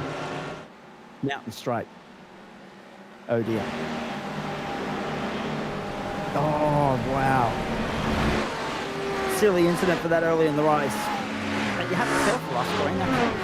That's a really unfortunate incident. And then the car didn't want to go straight after that. After the clout and the concrete. Greathead 203, 828 is the fastest lap of the race at the moment. But last time round it was a 5.7, 5.07, I should say. Oh, wow. Yeah, that was it was definitely a heavy hit. The aerial didn't give it justice. So that's what's caused that. Dylan Shepherd up 2 spots early on in the piece here. And pick up Tyson Broad in 5th, chasing his teammate Matty Dench. And they've got Jared Knight for company as well. And Knighty straight to the outside. Trying to find a way by, not able to do that. Holds on to 5th. Dench has gapped these guys. He's gone with Dylan Shepherd. He's keeping Shepherd honest. And hoping that Broad will be able to keep Knight and Dial at bay. Chapman in there in 8th. A lonely run for him so far. Dawson and Mitchum make up the top 10. Glenn Arnott trying to get his way into the top 10. To the top of the mountain once more. 70 minutes left on the clock. It's our first Enduro of the season. Night 1 of week 6 of term 1 of 2025. It is. race 9 of the championship. It's a 14-race championship in Race Options GT3. This is the 9th race thereof. Had 3 sprint rounds already in the opening half of the season. The back half of the season a little bit more intense than that. Even though the sprint racing can be intense, there's more bumming seat time spent over the next 5 weeks with the extension of these 6th and 10th rounds to 90-minute affairs. So looking forward to that. And down Conrod once more. Tyson Broad under pressure from Jared Knight. Broad will hold the outside here for the inside at the end of Caltech's chase and does so. Very nicely done. Knight had his nose in front momentarily. Broad will need to try and pull it up. Wasn't able to do so. Got a little bit of a tap from Knighty. Knighty's now going to get a tap from Dyer, but still Broad holds on. Almost Really good good start. Oh, Broad early comes to pit stop. lane. Broad comes to pit lane. It is early, but it's in the window. Reverse strat. So he's going to go short, long, long. We'll see some long, short. Oh, trouble on Murray's corner here as Doyle has gone through on the inside of Knight. Have a look at this. Knight on the reach. Oh, no. Jackson Doyle on the wall. And unfortunately caught up inadvertently in that was the VX entry that followed through. That was Sam Chapman. From the Million Esports stable. Entry on the tow rope to pit lane. And it will be the full tow as well, unfortunately for Chapman. Can you believe that? Drama at Murray's.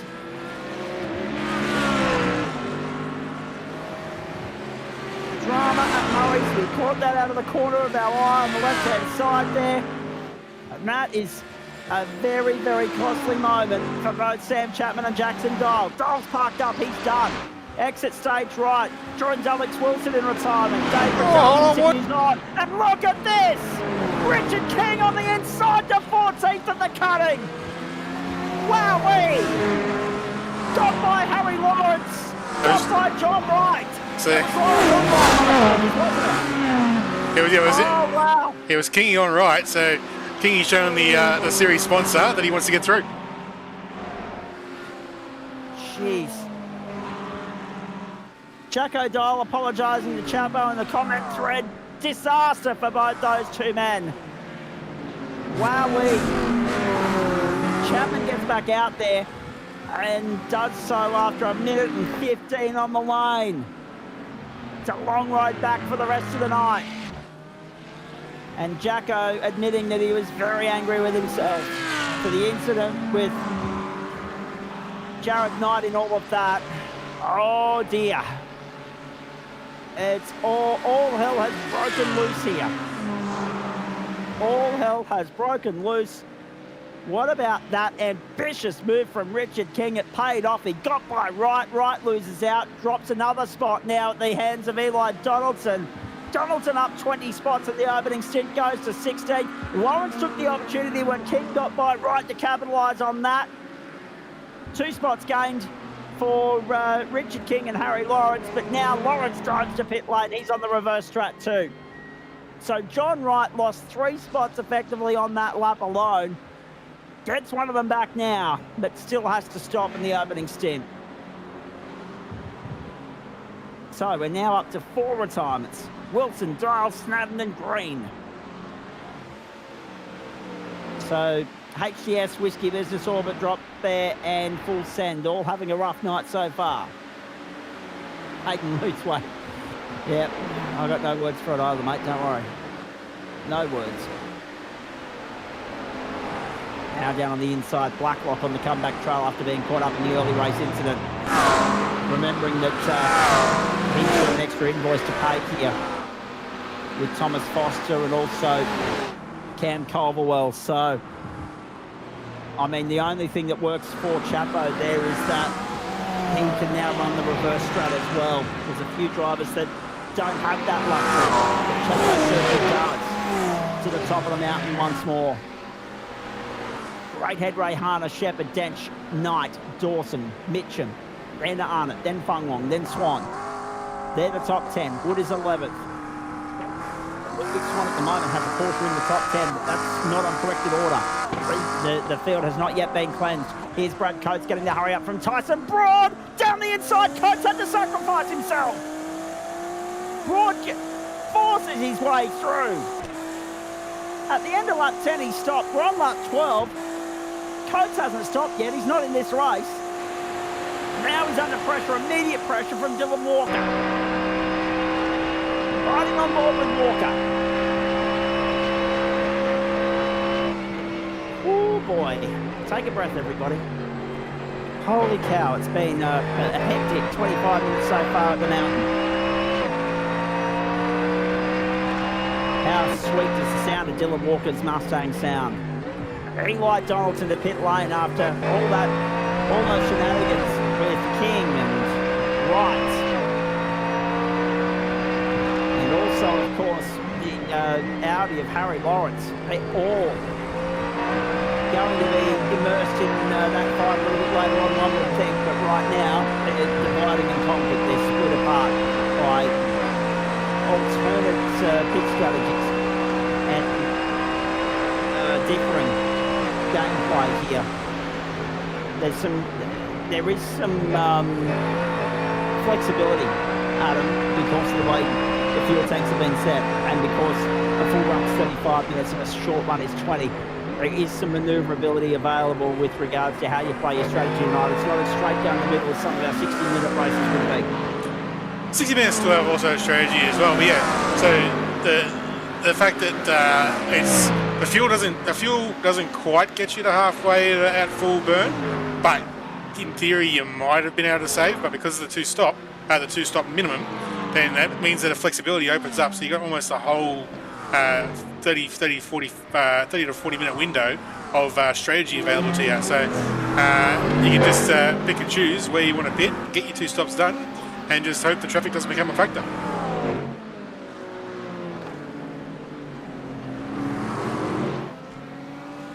So all of that moving and shaking has allowed Tyson Broad a chance to range up onto the back of John Wright, but it's left Brad Coates still trying to fend off Dylan Walker. Walker's charge hamstrung at the moment. Just plateauing, really. Stuck there in 18th. Hello, Jake Slade. The amount of comments I've seen throughout the course of the weekend, mate. And poor old Daniel Snedden, he won't mind me saying this, he's Bathurst didn't end in a wet weather incident, it ended in the dry, but yeah, he was having nightmares about that one, unfortunately. Oh, Dylan Walker's been turned around on the main straight, can you believe that? Brad Coates and Dylan Walker have come together, the drama continues on the mountain. Holy smoke! That one I don't want to touch with the barge pole. There are so many questions that are going to be asked here with regards to who did what, who gave racing room, who didn't, who was at fault, who wasn't. Oh no, I think Coates got the grass. And it somewhat turned him left back in, and that's the way I'm gauging it, Adam. Good luck to race control, so I'm trying to sort that one out. Yeah, so there was a little touch mid-corner, which put Coatesy on the outside of the curb. And then he sort of was in a no man's land because he needed to get back on the track, but Dylan had left him not quite enough room to get back on the track, and they've come together. So it's a bit of a two-way street there. So it's going to be a very tough one for Hendo to have a look at that, and he's going to have to decide which way he feels was the more effective culprit. Walker pushed very deep and wide this corner is the opinion of James Slade. And look, to be fair, we've seen a lot of sort of ambitious stuff out there tonight. I'm trying to think of the right word. Some of the tactics we've seen at play here would be best reserved for the last 15 minutes of the race, not the first 15. We're about half an hour into this thing. Tyson brought down the inside, finally gets by John Wright, moves to 14. We're not quite yet at the end of that first fuel window for those that want to run the tank dry. I think it's going to be very interesting to see if these guys settle down over the course of the next hour. But then again, it is Bathurst, so nothing would surprise me if this intensity remains for the next 60 minutes or so. Jackson Ray Hunter's gone to the lead. Now, the reason he's gone to the lead is that Tyson, hang on, let's have a look here. What's going on? Our race leader, Tyson. Oh, he's disappeared. Our race leader's disappeared. Lewis Greathead's had packet loss. What on bloody earth is going on here tonight? I was like, where's Greathead gone? I was trying to find him and think, has he come into pit lane? Have we missed him? What's going on? Dylan Walker's now just come in to pit lane, incidentally. Give us some in-car shots, please, going across the top is the advice from Rob Colbreth. We will try and go on board for a lap very shortly, mate. Don't worry about that. It's one of the great aspects of going racing here, as we normally do get the chance to do that. Greathead out of the cutting. This is how it happens. We're trying to find out exactly when he dropped out of the server. Lewis Greathead's night is done. You wouldn't fair dinkum read about it. It was partway through lap 14. He's now actually just got back. He's got on the tow rope. He's got back in the server and he's got back out in the race. He's got back out in the race and he's lost the better part of a lap, but he has got back out there. Can you believe this? So, Greathead, Chapman, Blacklock. Actually, Blacklock's parked up as well. Blacklock's done. Something else has happened to Blacklock on lap 12. And he's parked up and done for the night. Oscar Haynes is as well. Sam Lauder's just got on the tow rope and come to pit lane, so something's just happened to Lauder. This is it from cutting. Are we going to have anyone left after 90 minutes? Wowee! It's just all unravelling out there at the moment. Russ Green, Dane Snowden, Jackson Dial, Alex Wilson, Oscar Haynes and Sam Blacklock are the retirements. Now, I'm not sure what happened to Blacklock at the end of lap 11, start of lap 12, but he was on the pit lane for 3 minutes 33 seconds. We're at that critical junction now where we're at 32 minutes, so if you want to run straight down the middle, you're coming to pit lane now. If you want to run the tank dry, you're going an extra couple of laps. We'll go to the end of lap 17 or 18. Hello to the Dentures. Veronica Dave, great to have you tuning in tonight. Joining us, cheering on Matty. He's in third at the moment. The race has been thrown on its bloody head because the leader has had packet loss and he's gone out the back to the pit lane and rejoined. Lauder now on the tow rope and has been for a minute and 14 as well, so he'll rejoin the track hopefully very shortly. Incidentally, Greathead has got back ahead of Chapman. Greathead's got back ahead of Chapman. His target is Walker. So we're watching the back half of the order as much as we are the front half at the moment because of the amount of heavyweights, the amount of regular contenders that have found themselves down there for a vast variety of different reasons. Jake Slade, how was the weekend? By what are you referencing, mate? My weekend specifically, or a particular event within it? I'm not sure. Clarify that for me. I'll come back to you with an answer shortly. Here's Brad Coates under pressure in the meantime from Marty Tran on the run down to Forest Elbow. So down Conroe. Two McLarens going hard at work. So Greathead and Chapo, they're running as a team in the bragging rights thing, and they were looking good, both up there in the top sort of six with the Greathead up front, so they were both looking good for some good teams points, and they're now both like outside the top 30 for no fault of their own. Like Chapo's been caught up in an incident, and Greathead's just had the internet gods come and strike him down. Just in general, I'll come back to you in a moment, Sladey. A lot to pick apart from my weekend. Chook Fung Wong, Jonathan Hooper on pit road. So we're going to get to that point now where we're going to cleanse the field first time round. Hopefully then things will stabilise steadily for a few moments, just so that we can catch our bloody breath. So Ray Hahn has been gifted the lead. We've got 6 different manufacturers in the top 10 by what I can tell. Acura, Audi, Ford, Mercedes, 1, 2, 3, 4. The first of the Porsches is Luke Swan in 8th, and the first of the Ferraris is David Johnson, former El Presidente, in 10th place.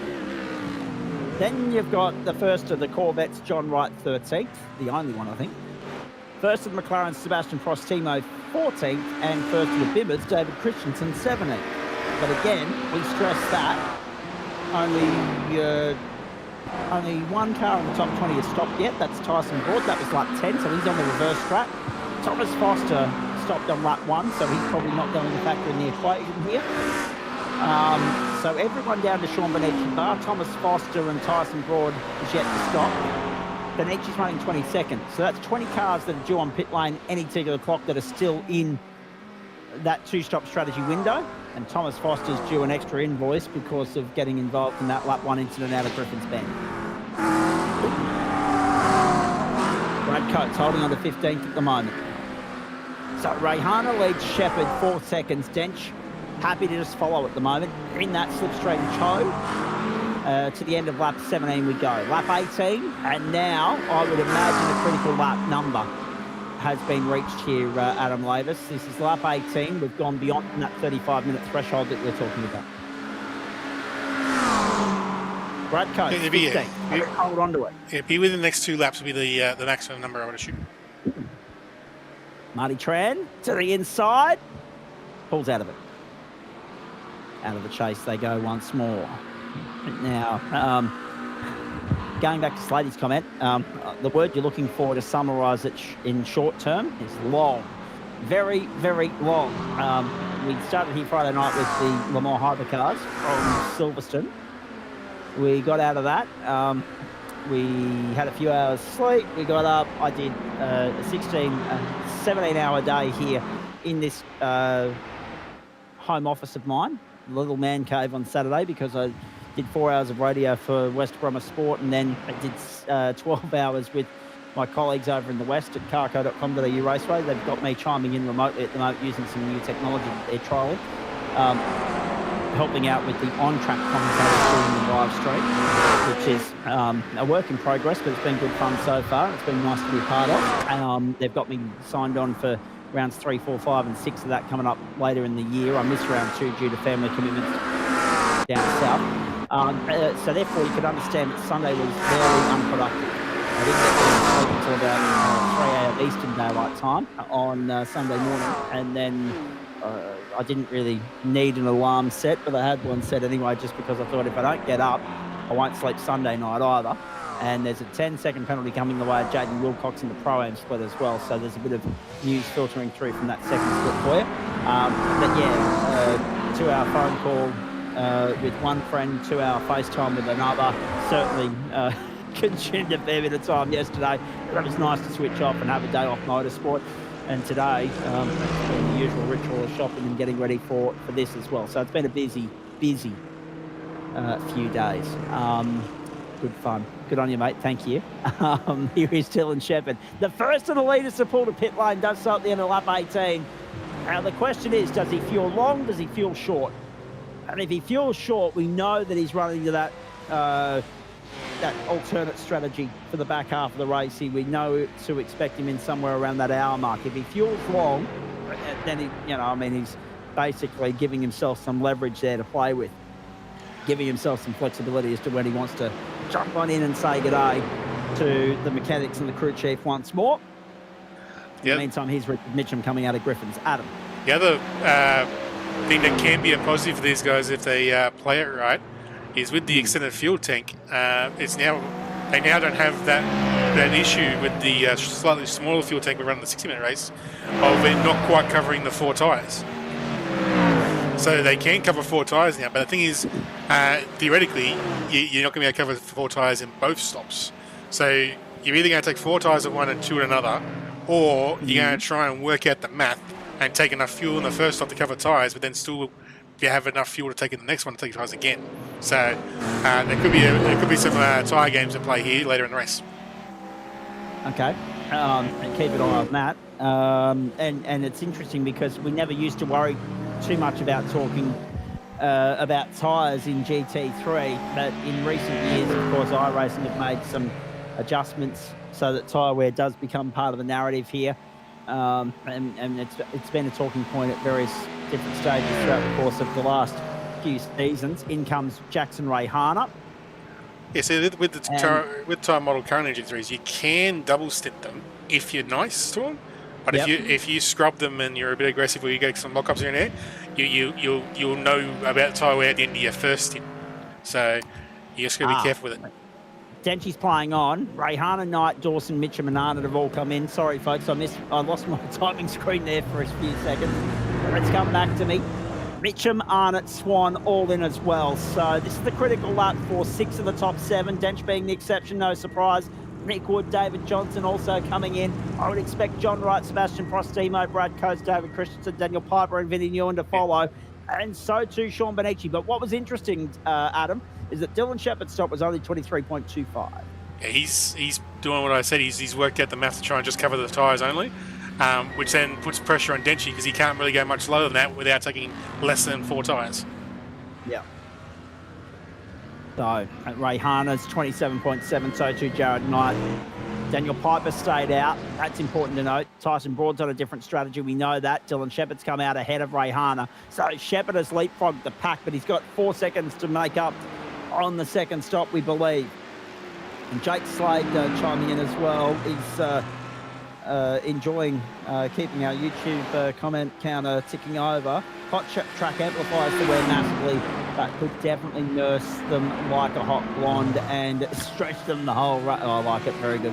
Hey, the other point as well, Adam, is that we're getting towards, what are we? We're 41 minutes into the race, so we'd be getting towards 5:30 local server time here. Whoa, scrape of the wall for Dylan Shepherd. Commitment plus over the top of the mountain, and he nearly came unstuck. Yeah, you gotta be careful. These cars are a bit fragile. If you do any harder than that, he'll have steering damage. Can we just get an update right of screen just to verify what Jake was talking about with regards to, there we go.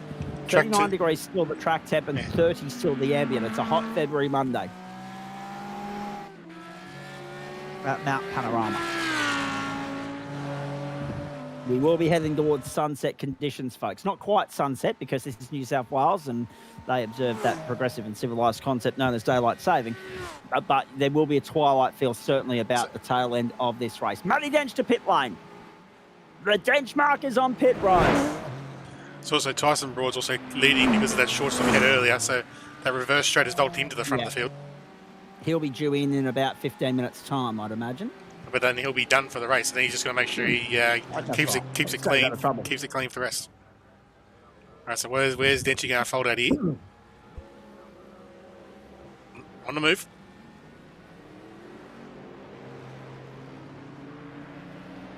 Oh, he's done it, but yeah, he has, and we're not surprised. But easier said than done as well.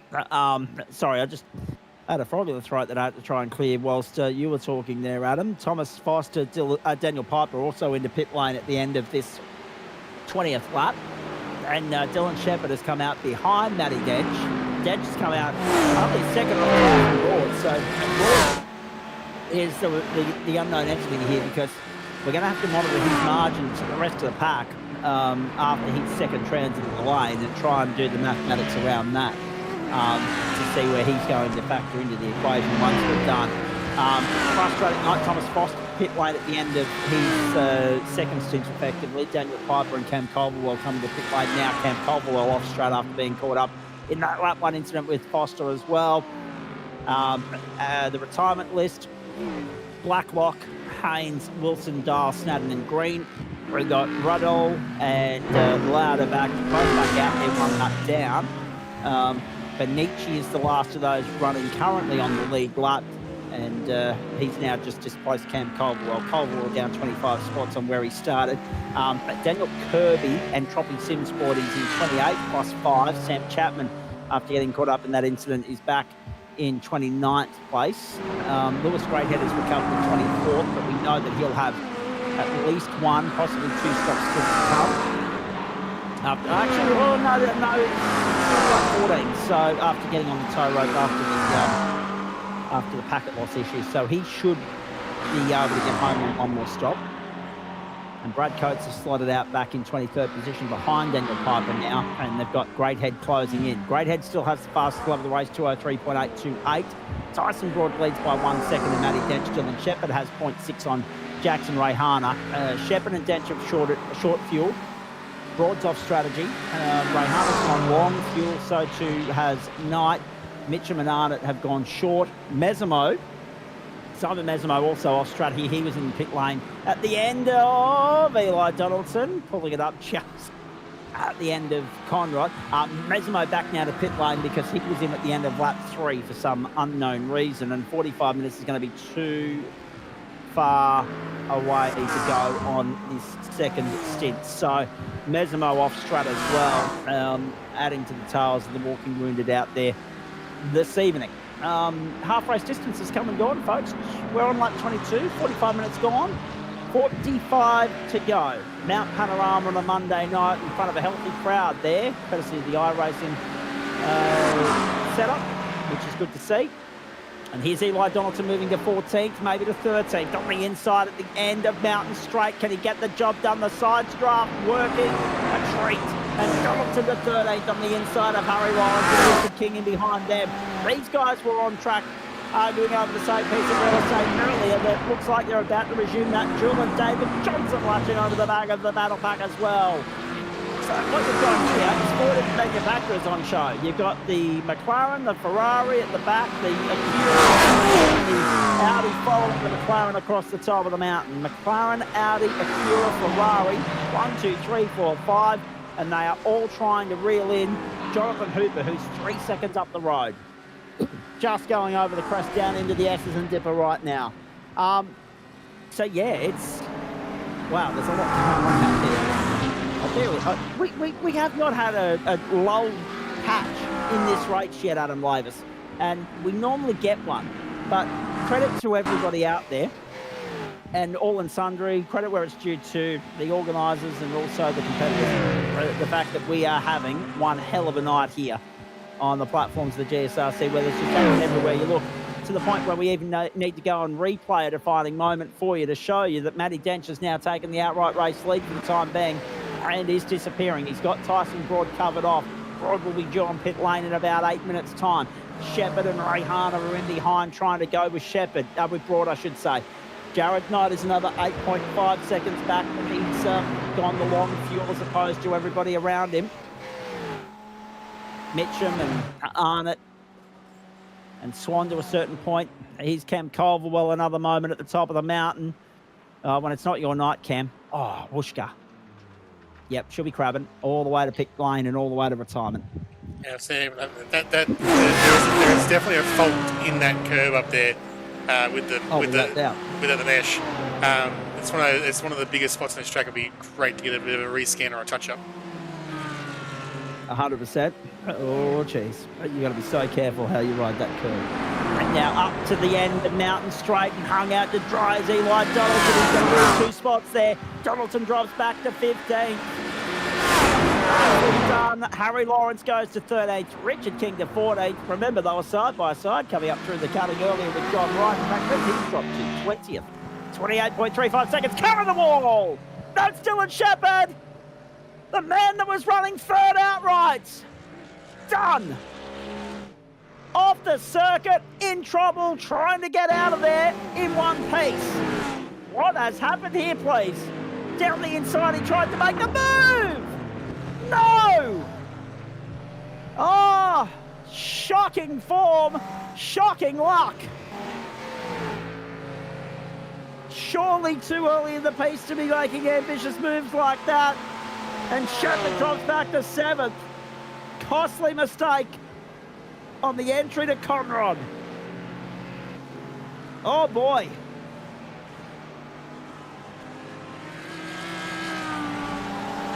I can't quite believe it. Not sure the move was on, and Shepherd pays the price. Now look at this, King arguing over the same piece of real estate with Harry Lawrence. Lawrence to the outside.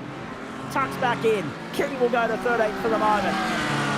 They're just marginally gapping Eli Donaldson.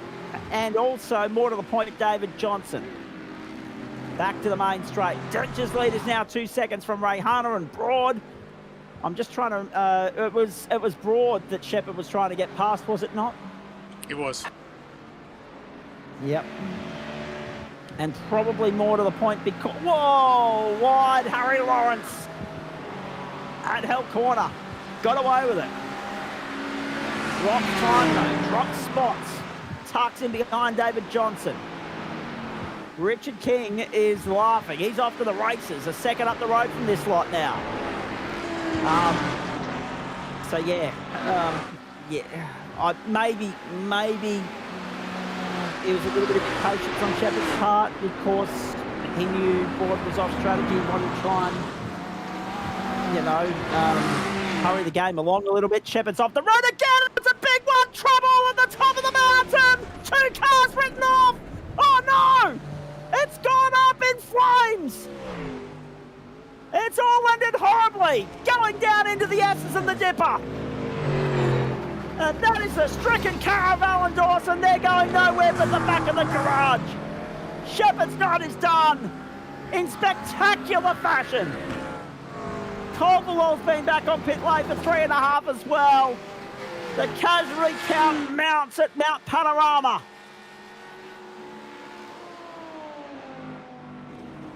That same curve. Whoa.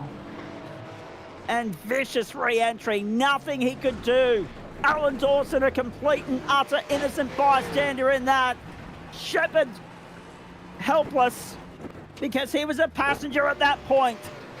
And then Dawson, the car's just snapped out from under him on the approach to the Dipper. Watch this. Reaction time 0. Oh, crunch. We ride on board with Dawson. Just follow this through for me, Adam. Let's have a look at this. As he's tried to rejoin, did he collect anyone on the way through? I don't think so. He didn't. He's all 4 corners have been on that car. He's back on pit road. Dave Riddell's on pit road. Shepard, Dawson and Culverwell all on the tow road. Oh, King's had a boo-boo too. Them. And Richard King comes to pit lane now as well. Sorry, David Johnson comes to pit lane. And King's had a moment. By himself. This is on the approach. Oh, no. Dawson's on the front. Oh, no. So Kingy and Wright both, sorry, not Wright, Johnson both caught up in that. Johnson and King both caught up with Dawson's stricken car. And that's unfortunate. And Lewis Greathead's about to be an innocent bystander as well, is he? No, he's just going to light it up on his own. Well, it's been a real shocking night for the Vermilion Esport entry. He's back on pit road, and this is his stop to get into the end, I hope. If he wants to persevere with it and see it out. You wouldn't blame him for exiting stage left at this point. Jeez.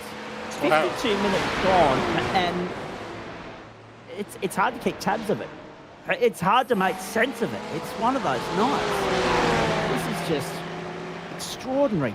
So not there, boys, not there. It's like these guys are trying to fit all the drama of a normal 1,000 race into an hour and a half. Yeah.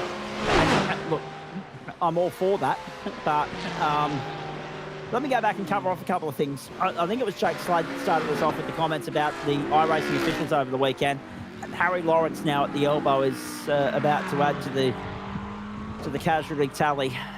Not so bad an incident, that one.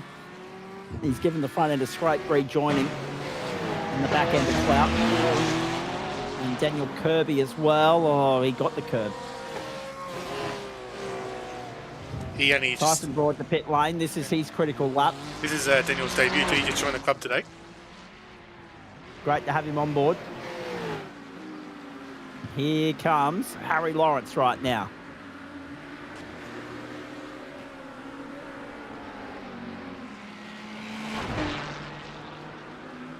Back around onto the main straight and done. Another lap in the books. We're 26 laps into this race, 25.5 for Denchi across the top of the mountain one more time. And there's already that many pit stops that have played out in the second round of stops. I've lost track of it, really, to be honest with you. Harry Lawrence, Sam Chapman to pit lane. Shepard and Culverwell still on pit lane. Dave Riddell has been to pit lane on lap 23. He's got back out. I dare say Shepard and Culverwell are going to be retirements very shortly. Walker and Lawrence to pit lane right now. This is their critical lap. So too Sam Chapman. This should be the end of the pit stops for those three. If they can eke out that extra half a minute, 35.5 minutes.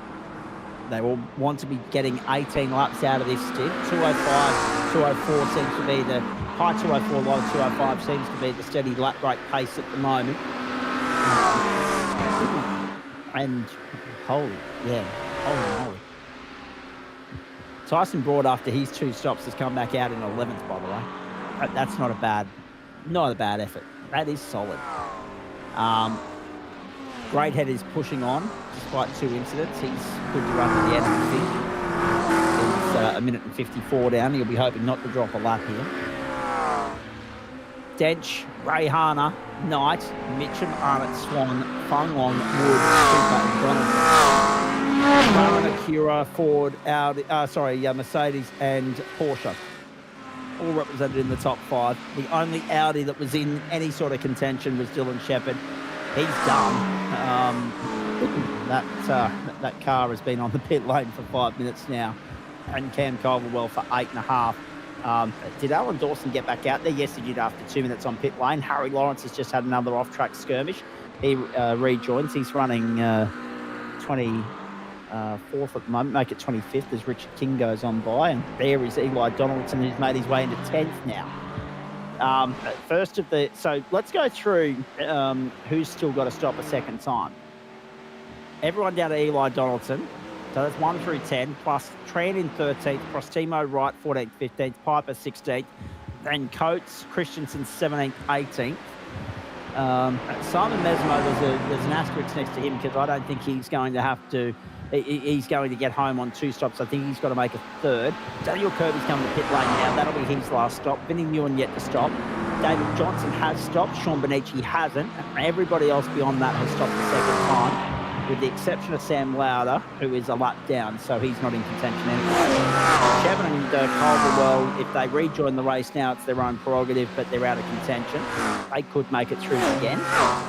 And then everybody else is out of business. Harry Lawrence, Daniel Kirby to pit lane this time by. Slowly but surely we're whittling down the contenders, Adam, and it's a battle of survival of the fittest, really. It's a Mez pitted pretty much right on half race distance for his second stop, so he might be able to stretch it, but he's going to have to save like a madman to do it.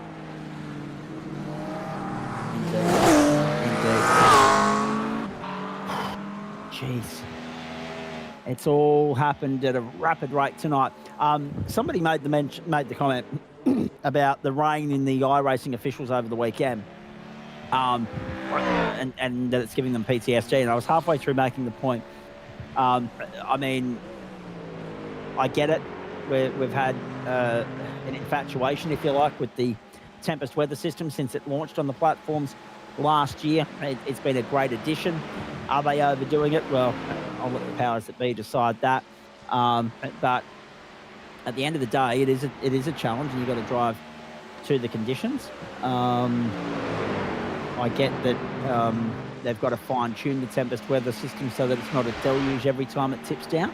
Yeah, that's the main issue. The intensity of the rain is like red on a radar way too often compared to real-world rain. Like, generally speaking, 70% of the time you look at a radar's rain, it's usually just yellow and green. Yeah. It's only when there's storms or heavy cells around you start getting to that red and purple area. But who's that? I think it's Kirby. What was he on? Ooh. So he's just rejoined from pit lane after he didn't get his car fixed. He didn't use his fast repair. No, he didn't, and he's had a moment to the left hand side and into the wall. Well, now he's ending the fast repair. That will be him done. I mean, he's out there at the moment in 28th, but he is limping back to pit lane. But yeah, it's twofold. See, it's twofold. Ooh. So it's partly he's closing in. Ooh. Rayhana's gone to the lead. Rayhana has gone to the lead. This is interesting. Rayhana's taken the lead away from Dench. Dench to pit lane. Dench is in. I reckon Dench critical number for Dench. Dench might have miscalculated his fuel here, and he's gone one too many on his short stop. He's just had Rayhana blast on by him down Conrod. I think you're right. It seems very abnormal for Denchi to miscalculate like that and just give Jackson Rayhana track position. So back to that point with the Tempest. So the red radar is half the issue. The other issue is, as good as their puddle system is and realistic in the fact of puddles and where they are, it's like they're a little bit too proud of it and haven't added the correct drainage for tracks, so the puddles come too fast. and too often, because the puddles should only be there when it's really coming down, and the car should push them away a bit more. So it's just a little bit too much weather when the weather comes. Yep, correct. Too much too often. You don't get the regular sort of sprinkles and showers of rain that you normally get. It's normally just a big smack. Oh, there you go. You're now in a monsoon. Good luck with your tyres. Yep, correct. Well, you wouldn't fair to believe this. Cessnock's front and centre of the news this week, my old hometown, where mum and dad's sort of based. Cessnock's front and centre for the news this week. Last week it was because the 7-Eleven kept running out of chicken and mayo sandwiches because people are too lazy to go to the shopping centre and buy the ingredients to make chicken and mayo sandwiches themselves. Or incompetent, either or. It is a very complicated recipe. Apparently, yeah.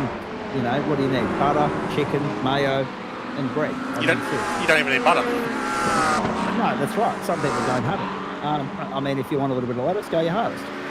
Seriously. Now they're in the news because they're talking about upgrading the main road to 4 lanes, and it's been a contentious issue for quite some time. So you can imagine that when the local rag, the Newcastle Herald, gets hold of it, you can imagine the comment thread. Oh my goodness me. If you want to lose a couple of IQ points, ladies and gentlemen, this evening, go and have a read of it. Jackson Ray Hunter, Jared Knight, Richard Mitchell, Luke Swan, Chook Fung Wong, Matty Dench, Nick Wood, Jonathan Hooper and Tyson Broad, the top 10 at the moment, and Eli Donaldson 11th. Up 25 spots, Eli Donaldson, due a little bit of luck after what happened at Zandvoort a few weeks back. There's the ailing, wounded Alan Dawson back out on the racetrack after being inadvertently cleaned up earlier, and Chook Fung Wong to pit lane now. He's got it all buffed out now. He's just a little bit deep in the Murrays there, so now he's going to try and get some of his track position back.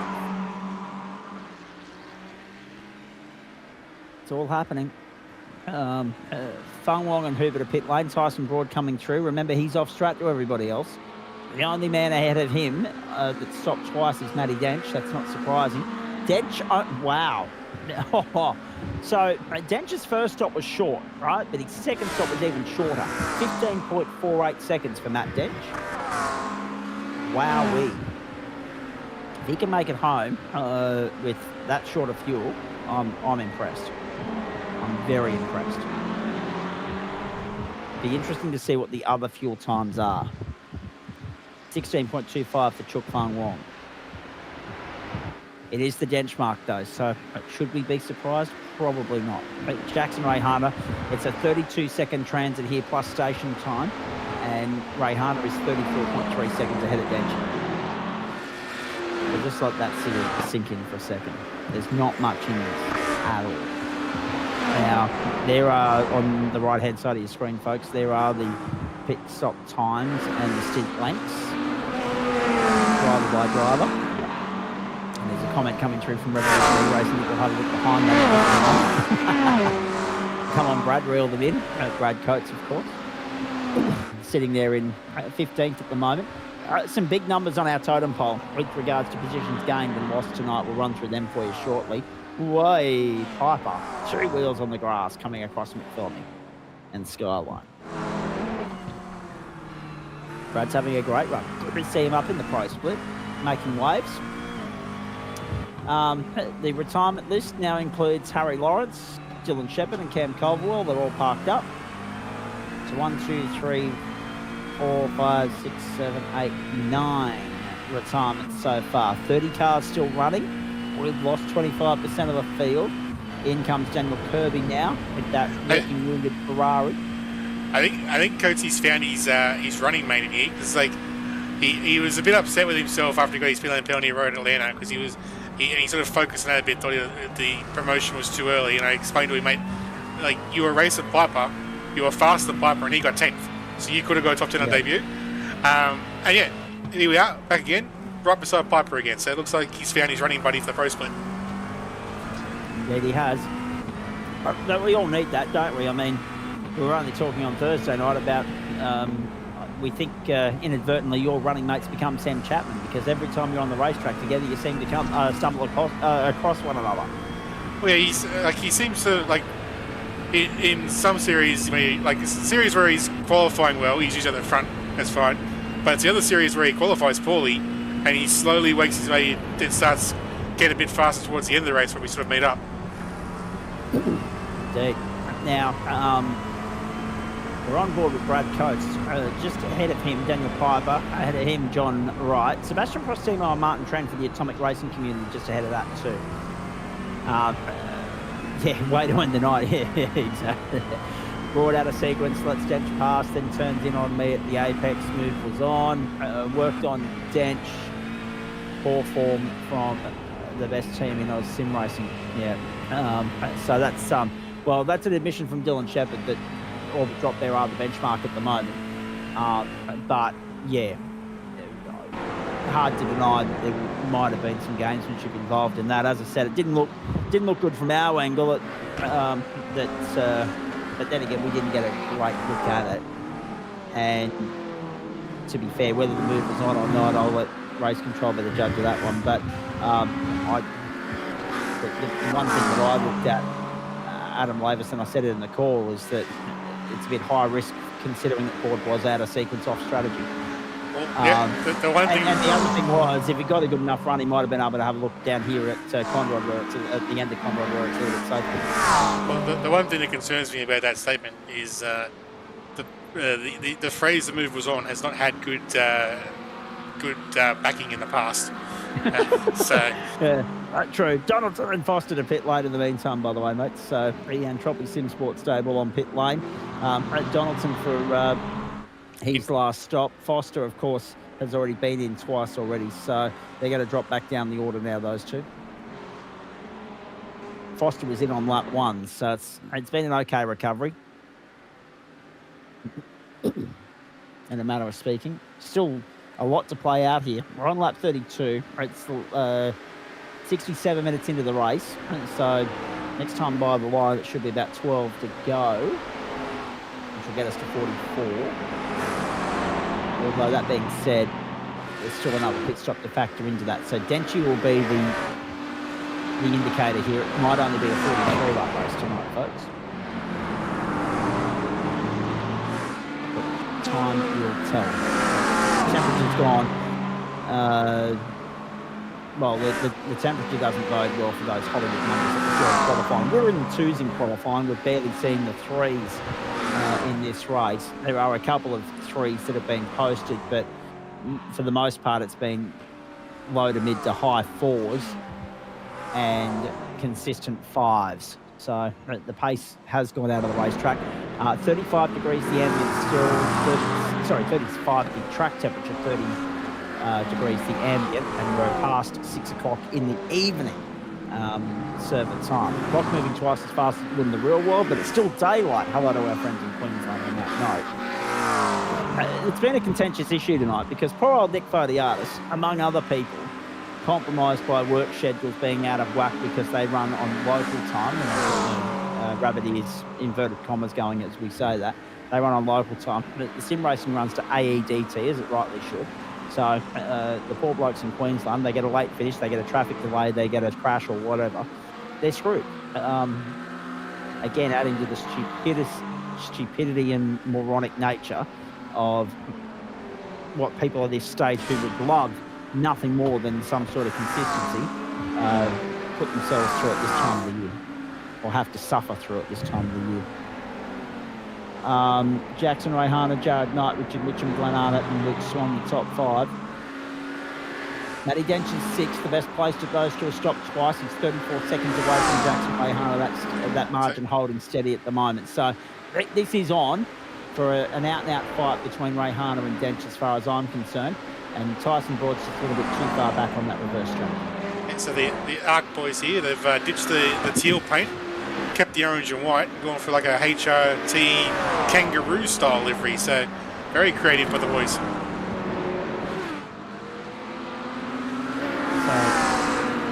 And by the way, going back to what we were talking about with the rain server earlier, it wasn't just in the officials, it was in the LSRs. Oh, straight to the wall for John Wright, if you don't mind. In 11th, pushing for a top 10, pushing for Sebastian Prostimo's position, and nearly biting the dust. Wowee. On the ragged edge tonight, all of them. this is fantastic. At the moment, you've got Acura, Mercedes, Ford 1, 2, 3, Porsche 5th, McLaren 9th, Corvette 11th. So you've got quite a spread of the manufacturer diversity that GT3 Racing provides in that top 11 at the moment. The first of the Ferraris is 18th in Thomas Foster. Beyond that, you'll find the first of the Audis in Sam Lauder in 28th. Not much else to write home about there. Acura, Mercedes, Ford, Porsche, McLaren in the top 10 and Corvette just outside. Ferrari, Audi and BMW. BMW, the first of those is David Christensen, and that is 27th. The first of the Ferraris, Thomas Foster in 18th. So all 9 manufacturers still represented out there on the racetrack, and Lauder's just gone behind Christensen as well. Yeah. Losing a second from Forest Elbow to turn 2. Yeah, okay, copy that. And John Simpson, let's go Jackson Rayhana. Yes, absolutely. We're up to 100 comments. That's good. Interesting Ferrari so far back. Usually a good all-rounder car here. Exactly. And interesting that Dylan Shepherd's gone to the Audi, not one of the other manufacturers as well. When he's next did the broadcast, I'll be interested to find out what the reason was for that. Thomas Foster, not surprising to see him staying loyal and true to the Ferrari. That was a blinder at the start, by the way, from Dylan Shepherd. Jeez, he struck while the iron was hot there. That was a great opening stint from him, unlucky in the end, but he ended that way. And John Simpson riding every wave of this with Jackson Rayhana at the moment, who leads to the end of lap 34. We're in that window now where these guys could potentially come to pit lane, top up and get the checkered flag. We're pushing as Denchi comes down Conrad. Richard Mitchell to pit lane, he stops now. It's 18 minutes left on the clock, so there's no more than 9 laps left in this car race. 90s tank Stephanie Lowy just did his PB that last lap right. Dench starts lap 34 now. So that's 17 and 50 away from the checkered, sorry, 35. So that's 17 and 15 away from the checkered flag. Or 17 and 3/4, I should say. So that's what, yeah, that's 9 laps. That's 9 laps from here. So it's a 43 lap race tonight at Mount Panorama based on that. You're right. You're absolutely right, Dylan. He has found some pace recently. He's been brilliant. It's great to see him actually flexing his muscle in GT3. Nice to see him trying his hand at it and reaping the reward for the work that he's put in. Look forward to having a chat to him post-race. Dench on for another smooth... Yeah, absolutely. Jacko, I mean, as long as he covers off Richard Mitchum and Dane Snadden, well, he's already done that. He'll extend his championship lead tonight. It'll extend back out probably beyond the 100-point marker. Rayhana and Knight yet to stop. It's Dench, Broad and Mitchum in behind that. Dench has got 12 seconds on Tyson Broad, another 8 back to Mitchum, so it's very well spread out at this point. We're watching the battle for 9th at the moment, which includes Prostimo, Wright, Piper, Coates, Fung and Wood. So Denchi's taken 36 seconds of fuel total, and that's pretty much what Broady's taken. He's taken just a bit, so Broad's all right here. So it looks like the 36 to 37, and between 36 and 40 seconds of fuel total is what most of these guys will be looking for between the 2 stops. I'm really interested to see, because Denchi's still within striking distance as far as I'm concerned, of Jacko Rayhana. I'm very interested in how long this next stop is for Rayhana. Denchi's only 33.4 seconds off him and 25 off Knight. He'll have Knight covered. It's just a matter of whether he's got Rayhana covered or not. Well, in theory, if we're going off that 36, 37 mark, it should be only a 9 or 10 second stop. But Jackson has been out front burning fuel, so it might be a little longer. But the pit lane transit as well, Adam. That's the. Well, that's also. Is it 32 seconds?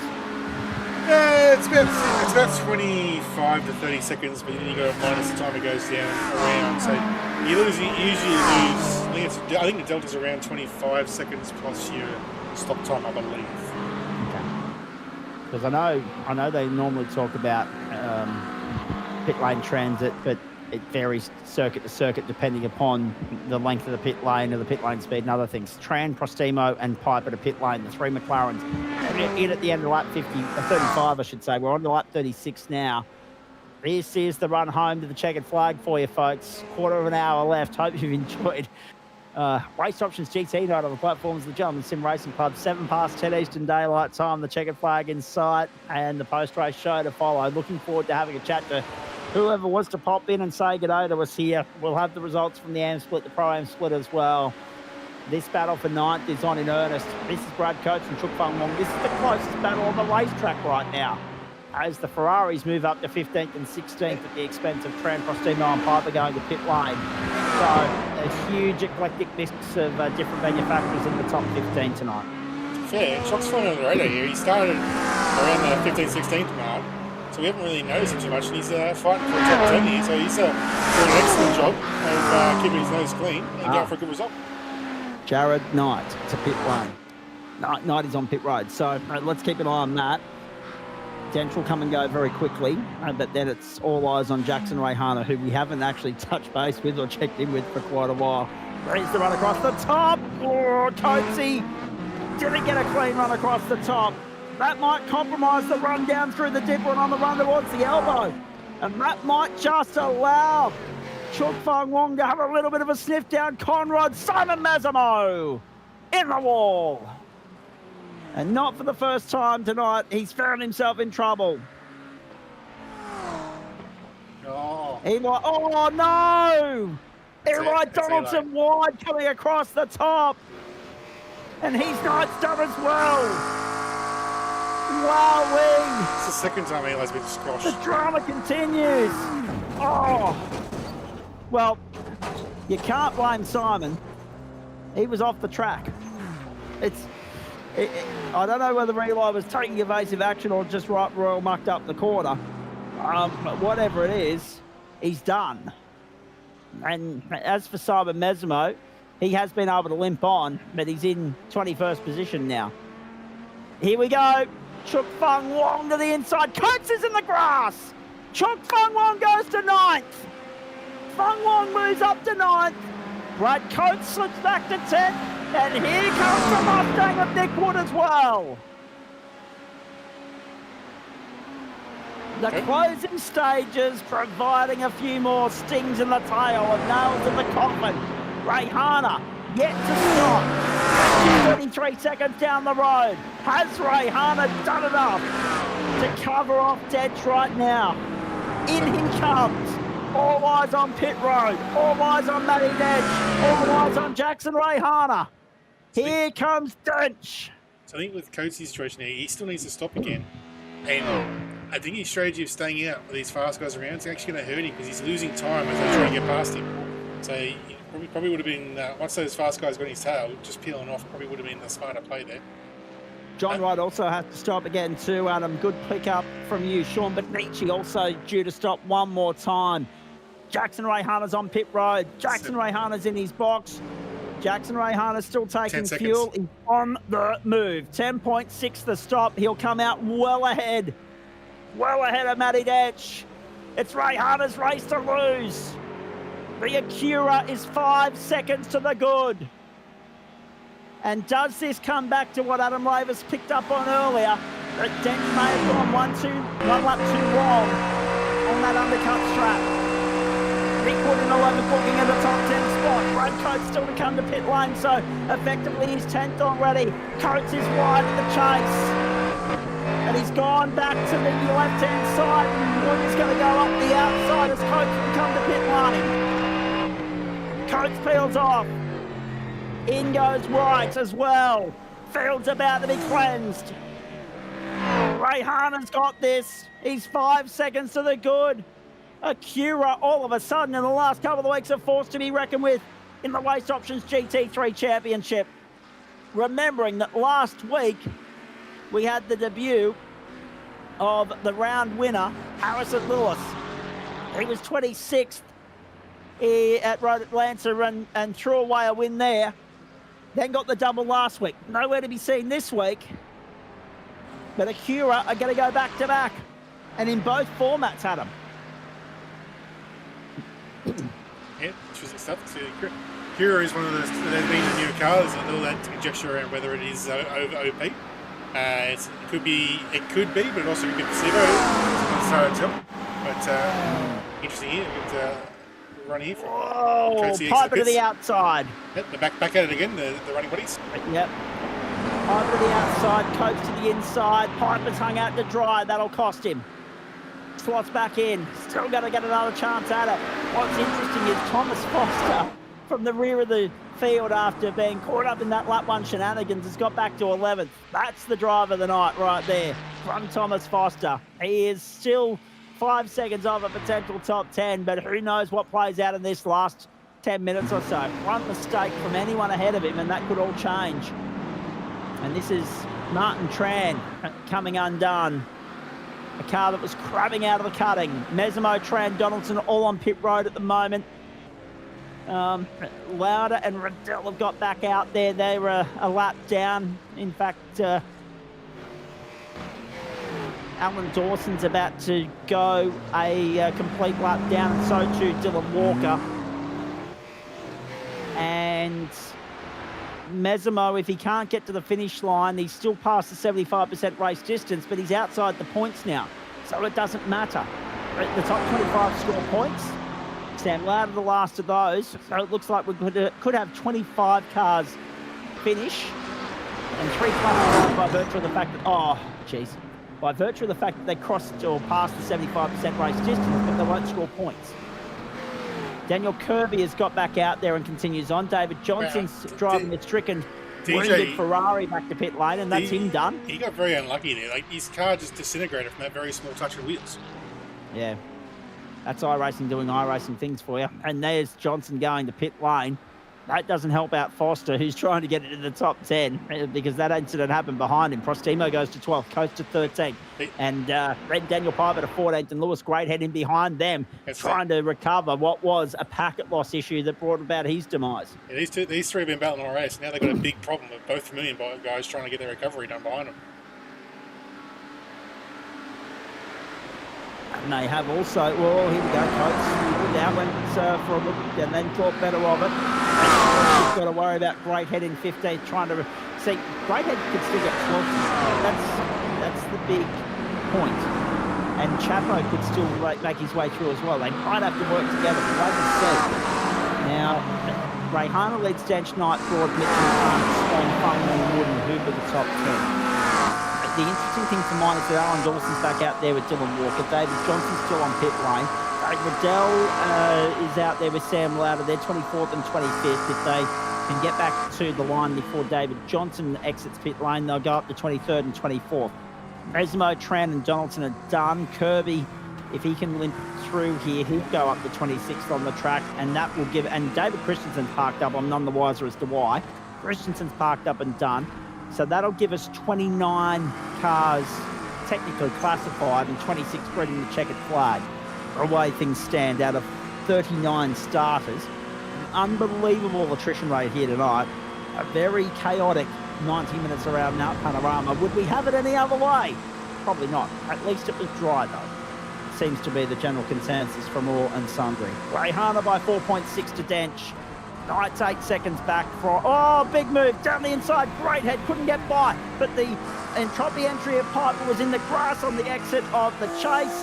And there he goes. Chapman up the outside as well. Wants a piece of that. Whoa, it's going to get hairy here, boys.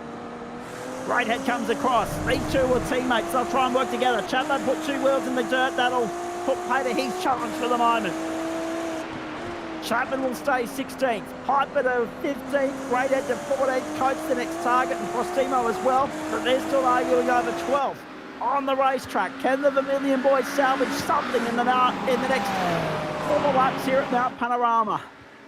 3 laps to go at the line for Jackson Rayhana. We're on the run home, 5.5 on the clock. Rayhana coming down to Murray's corner. 3 laps to go.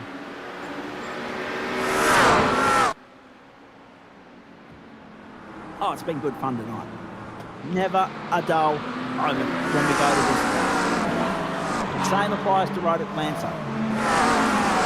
You've got your bang for your buck and your value for money tonight, folks. top shelf, high quality entertainment right from the outset, right to the conclusion. And now look at Great Head all over the back of Coates like a cheap suit across the top. Knowing that Prostimo's the next target after Coates, knowing that there's still time to salvage 12 after what might have been the packet loss of the year. So far, great defining moment. He was leading by 5 seconds when that happened. That's my one concern with this new feature that RS is planning on bringing out with the people blinking is if the threshold's not high enough and you get done for like a very small spike and you just get sent back to pit lane, that could cause a lot of an uproar if it over penalises people for little tiny network spikes. So hopefully they've done they've done some very good testing on that to make sure it's only for the bad case scenarios.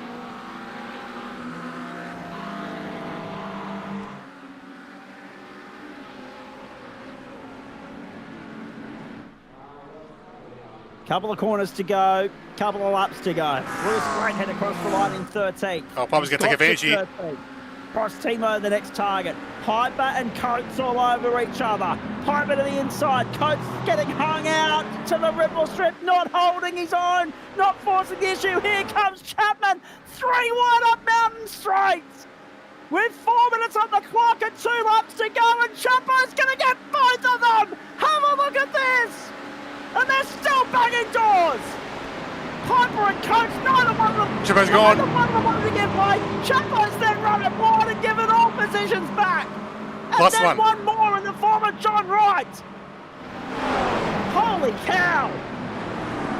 That might be the moment of the night. The 2 McLarens up Mountain Straight, neither one of them wanting to give way, neither one of them caring about anybody else around them. It was just, I'm going to bang doors and go as hard and forceful as I can and see who survives the onslaught. Great stuff. Chapo will be ruined what might have been. He'll be kicking himself with that. He had 2 wheels in the grass. Oh, that might have been it. 2 wheels in the grass halfway up and out, and he would have had no grip when he got to the braking zone. Nah, he's just played way too deep. Oh, jeez.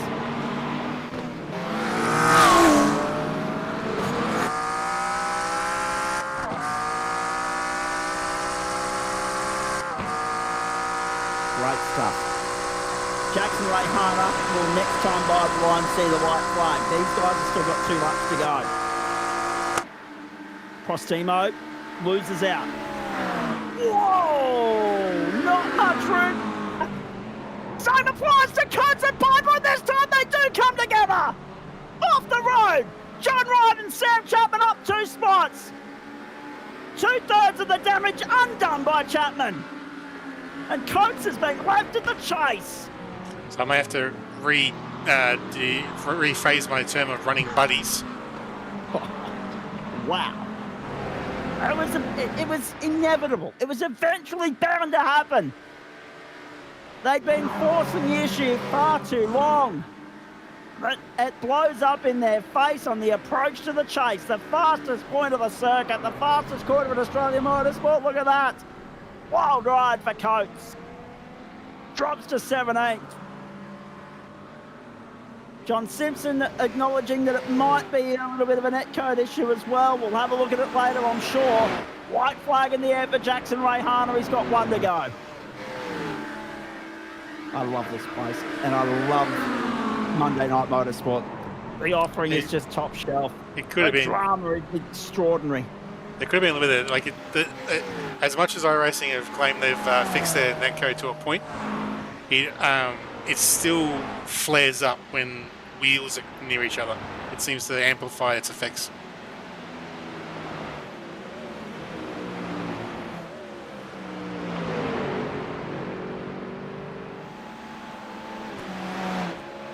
So the final lap, and what a drive it's been.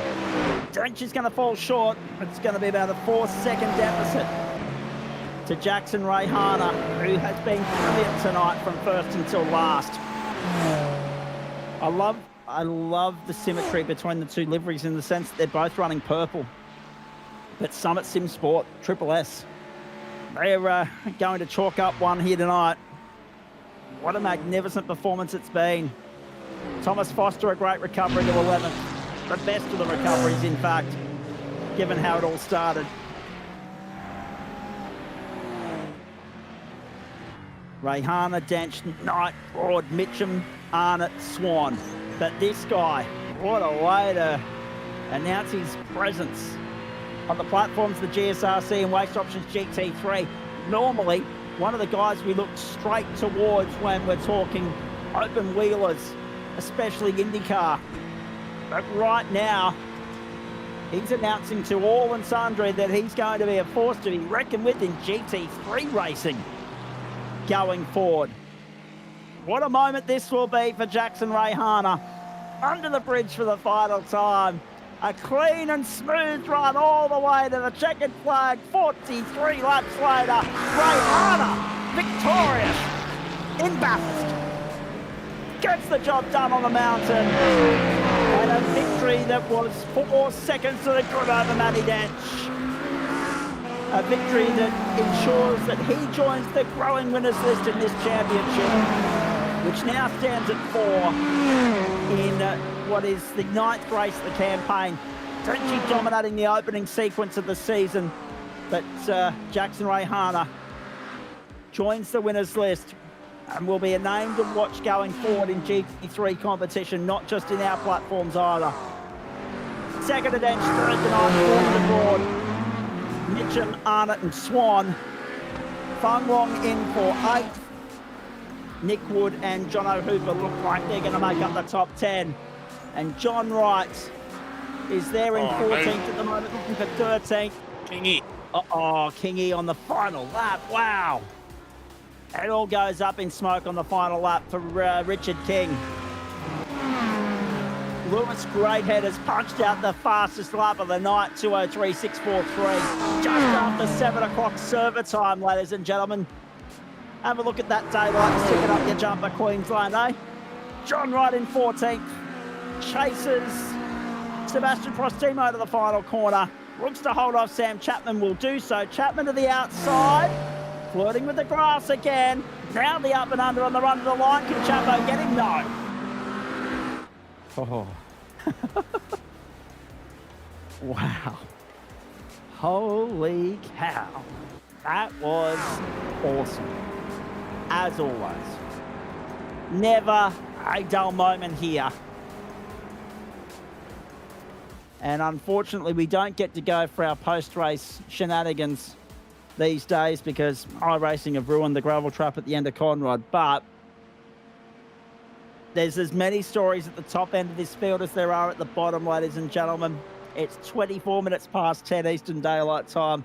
I don't know how long we're going to be here for tonight trying to make sense of all of that. Holy cow.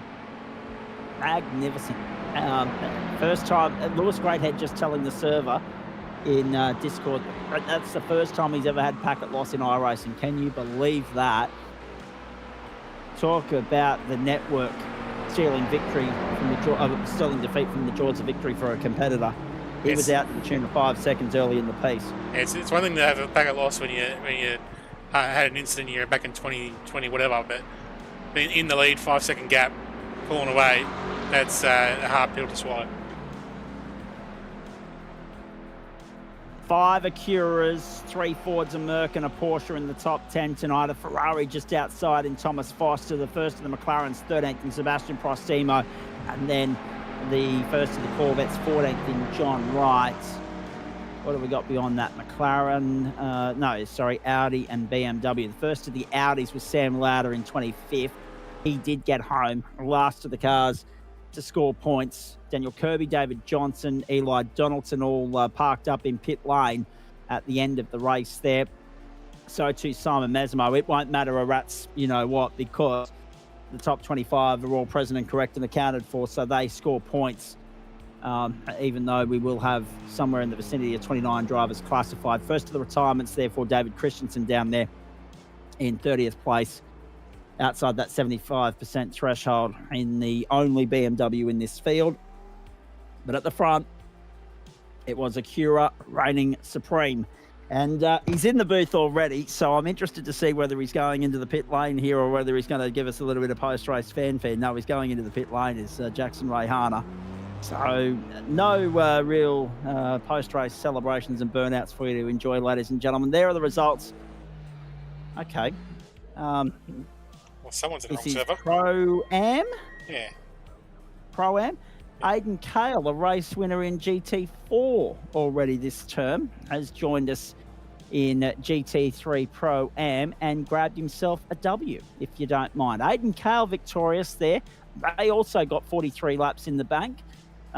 Jeff Adams, Ethan Cale. There we go. So Cale's 1 and 3. Adam Proctor, Daniel Cheney, Craig Schultz, Bobby Commode, Tommy Williams, Matt Schmidtke, and Dean Red at the top 10. And the AM split is worth having a look at as well once you got them ready, Adam Lavis. That's a great result for Aidan Cale. We'll get to the AM split in just a moment. And I say that because we've already got 3 of our pro split competitors here, but we've also got Bondi from the AM split. And that was a very good result, of course, for Aidan Cale. Just going through some of the numbers here, folks. 11 positions gained for Jono Hooper, 17 for Sebastian Prostimo, 13 for John Wright. Daniel Piper, the big mover, so too Vinnie Newen, both up plus 21. 15 for Brad Coates and Sean Benici, 10 for Dylan Walker, 15 also for Martin Tran. That was everyone in double digits. It didn't matter beyond that. Adam Johnson, the winner of the AM split from Todd Suter, Phil Butler, Nick Wilcoxon, the teammate of Craig Bond, and Marcus Hankey and Craig Bond in behind that. We'll get Bondi's thoughts in just a tick. Liam Amos, Jordan Dakin, Dale Atkins, and Mitchell Buckman, the top 10. Righto. I need a breath. Adam Lavis is going to crunch some points. With no disrespect to Knight, Rayhana, and also, of course, Tyson Broad. I need to come back to you guys in just a moment because we've got a 14, soon to be 15-year-old in the booth with us who has school duties tomorrow, so we need to let him go and get his beauty sleep. Hello, Craig Bond. Mate, talk me through your night. Good result in GT3, 4, I should say, with a top 10 in a competitive race at Road Atlanta.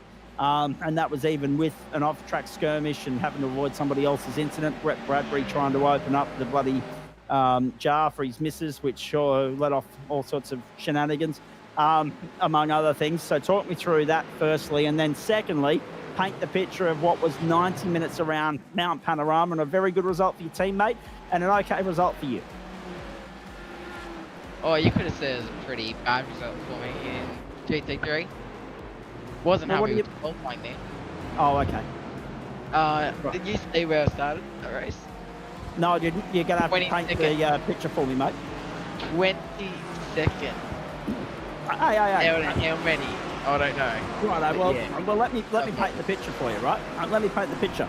Jonathan Hooper started 21st, finished up in the top 10. So you've made inroads as only you can around Mount Panorama.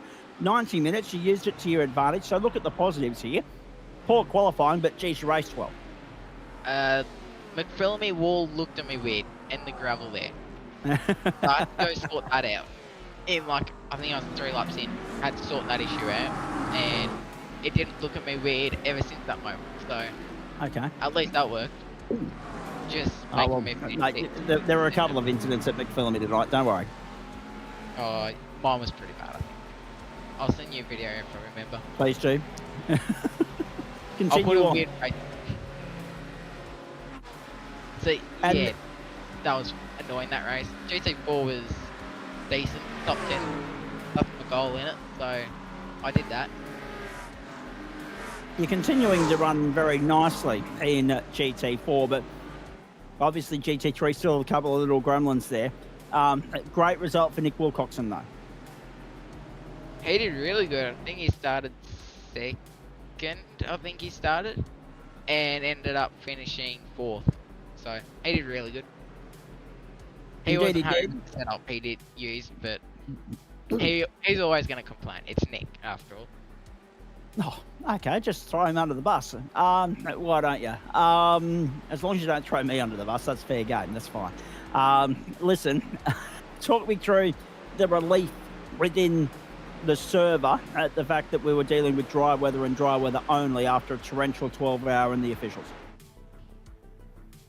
I kind of wished it rained, because I reckon I would have done really good in the rain, as long as the white line didn't look at me weird either, like it did on the weekend. But The rain was fun, except something different. I need a break from Bathurst though. I think we all do. I think we've had a saturation of Bathurst this month. We had 12 hours at the start of the month in the real world, 12 hours last weekend for OSR, 12 hours this weekend for the officials. I think we're all Bathurst out. How long is it till the GSRC supercars at Bathurst? What's that the last week of term, yeah. So you've got this and you got 4 weeks until more Bathurst, yeah. No, got time to recover from that. This is normal. All right, mate. I won't hold you up too much longer because it's already 10:30. It's a school night. Thank you. Well done. Quickly as you go out, what's next? I know you've reduced some of your participation to accommodate school, karting, work, other things. So what's next? And what are your thoughts on next week, the final sprint round of the season at the Hockenheimring in GT3 and Mid-Ohio in GT4? No, not the final round of sprint races. That's my favourite stuff. Yeah, next week is the final sprint race for GT3. Yep. Well. Oh, yeah, I'll do it. Yeah. I might as well. See how I come back up with karting. Well, you'll be right. Either way, I've got Wednesday night, I've got work tomorrow, and then I've got school. Somewhat of a work on Thursday, and then I've got GSRC. And then I'll go to Sydney on Friday to go karting. Oh, nice. Sydney will be good. Yeah, for once. For the first time in like a month and a half. Sydney is lovely at this time of year. Oh, it is India. It is Butterfly Farm after all, so it's probably not going to be fun, but if it's anything, if the organisation of the event anything to go by, it's not going to be a fun event, but we'll see. Well, oh no. All right, no more comment on that. You get out of here, you enjoy yourself. Have a great night. Good luck. I look forward to seeing that video in due course. We'll catch up later in the week. Thank you, Bondi. Thank you. Oh dear. Fantastic stuff. I think we've still got to try and catch our breath from everything that unfolded throughout the course of 90 laps, so 90 minutes and 43 laps here at Mount Panorama, folks. Absolute carnage and chaos tonight. But at the forefront of it all, taking a commanding race win, was Jackson Rayhana. No doubt buying the internet gods of whoever is Lewis Greathead's provider, a six-pack or a carton or whatever the case may be, Jacko, because Lewis had that in his lap until the packet loss issue plagued his progress, and that paved the way for you to lead the way firstly to the first round of pit stops and then work your way through the motions there, different strategies, different things at play, to eventually hold the lead once the field had been cleansed to the tune of 4 seconds over the Dench mark and get one up on him at his own game. We mentioned during the call that, you found, your place, your space within, hang on just 1 second, boom, last plus 15 seconds and got back to P11. Yeah, well done. Tommy, that was a magnificent drive, mate. That was a terrific scrap back through the field from you. Something to be proud of, the way you salvaged that after being on pit road at the end of lap 1. But going back to you, Jacko, the reality is you've made your name in non-GT3 racing, so things like IndyCar and other open wheelers. How nice is it to finally be racking up a nice result like this and showing some consistency in a car that's new to the server, in a series that has such rich history here on the platforms of the GSRC, and in a series that is as hotly contested as this, mate. That's a big box tick tonight. Yeah, thanks for the kind words, Zach. Yeah, look, first and foremost, commiserations to Lewis. That's a terrible way to go out. As soon as I saw that pop up on my screen, I nearly crashed. I was my mouth was wide open, and I'm like, oh, okay, it's made this very interesting. It's been about 5 years I've been trying to get a win in this top split category, and I knew last time we were here, I had the Porsche qualified in the front row, next to Denty. and he put the wrong. I remember he put the wrong tire on. I think at the start of the race, and then unfortunately, so he rounded him up pretty quickly, and then unfortunately, I'd come in together with someone else at turn 2, and that put me right to the back of the grid, and I think I drove past about 43 cars or something to end up back in 7th. So I knew I do cherry pick these races, the GT3s, the tracks that I like, and I knew I guess there was a small chance tonight, and yeah, we just thought, stuff it, let's have a go, jump in the Acura, which I haven't really driven much. I know the OSR 12 hour, it was the strong car, so I thought, why not give it a go? And yeah, the rest is history. Just the thing tried to kill me a few times across the top, especially at the start of the race.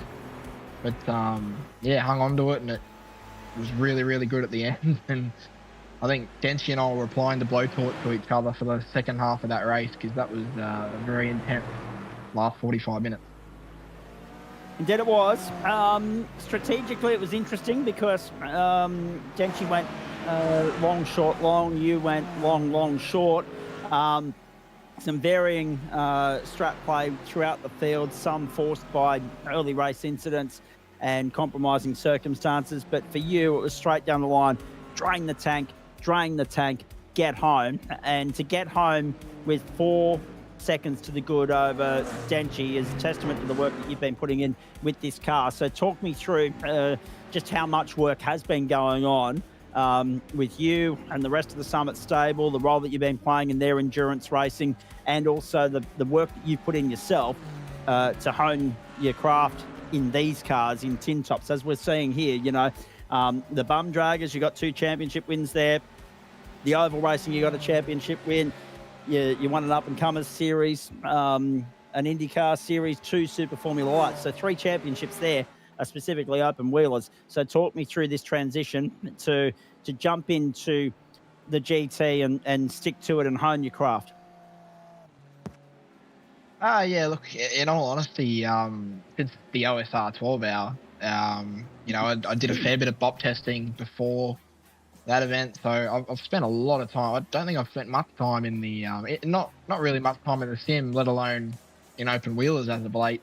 But you know, these days got to be very picky with what I choose to drive. And you know, with the OSR 12 hour, I did a fair few laps around here in a GT3 in that car, and obviously conscious that the GT Pro Invitational Series is coming up, so.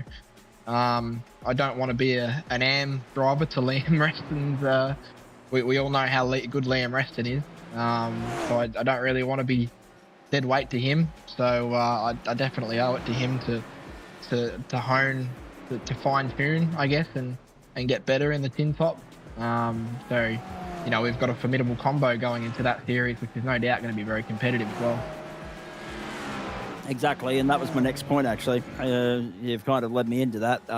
It was no secret that you guys have registered for that, and now just a message to all and sundry that the Orbit Drop Bear boys and whoever else is wanting to line up for that one will have to factor you guys into the equation in terms of the credible threats up and down the field, and we're looking forward to that getting underway on the 28th of March. Jeez, it's a long year ahead. There's so much going on.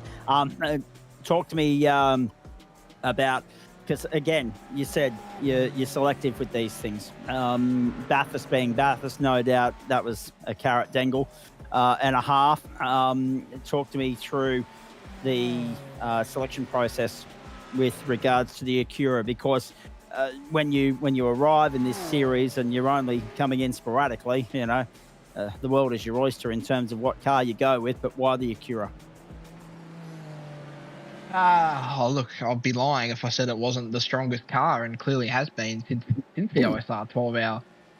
If you saw the front of the grid, you'd see that I think the BOP was definitely in favour of the Acura, and even after they gave it 25 kilos and an extra, it took another percentage of power off it and took 2% of fuel off it, it was still the car of choice supposedly last week at the official 12 hour. So it's definitely the strong car. Honestly, tonight I picked it not only because of that, but I was just also curious to see what it was like over a long run. I obviously did a few laps in it before the OSR 12 hour, but not to that extent.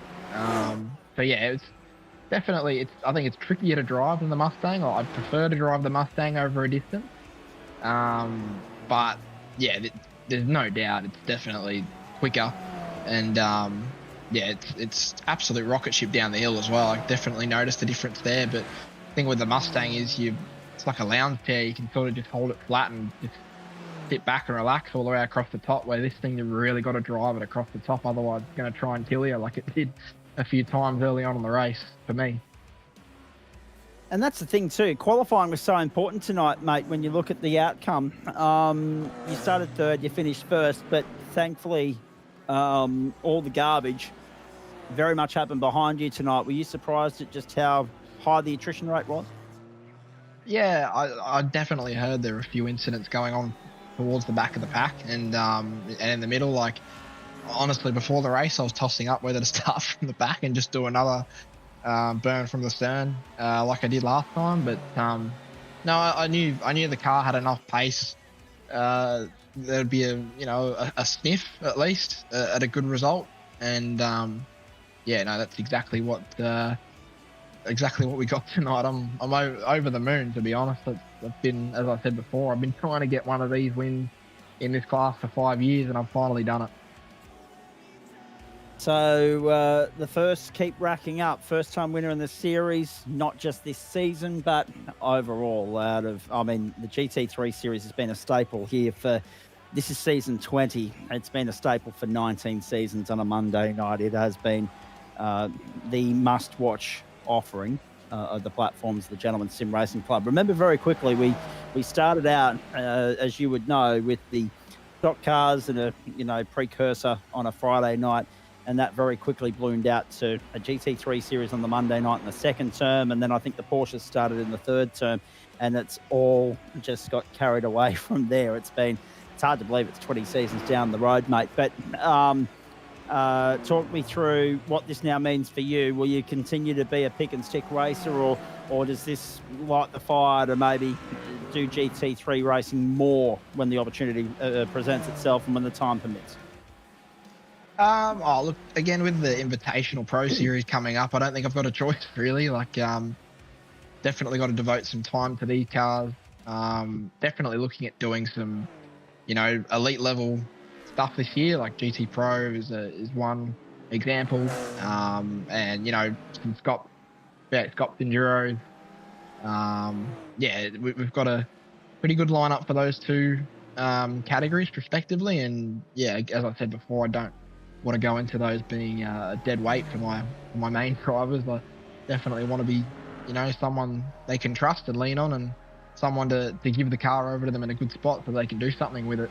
That's been my goal for the OSR 12 hour for a while, and again, that's probably my favorite event of the year. But yeah, all the practice from that event really came into its own tonight, and yeah, I definitely credit the lead up to that event to tonight's result as well. Indeed. Let's talk about what else is ahead for the Summit Sim Racing stable, mate. Obviously, there's a lot of focus and a lot of time and effort and energy being put into the Pro Series for GT3, which I think pre-qualifying is coming up in the next couple of days, and then of course the grid will be set for round one at Daytona on the 28th of March, and I'm looking forward to seeing you guys out there, I must say. But what else keeps you busy between now and then?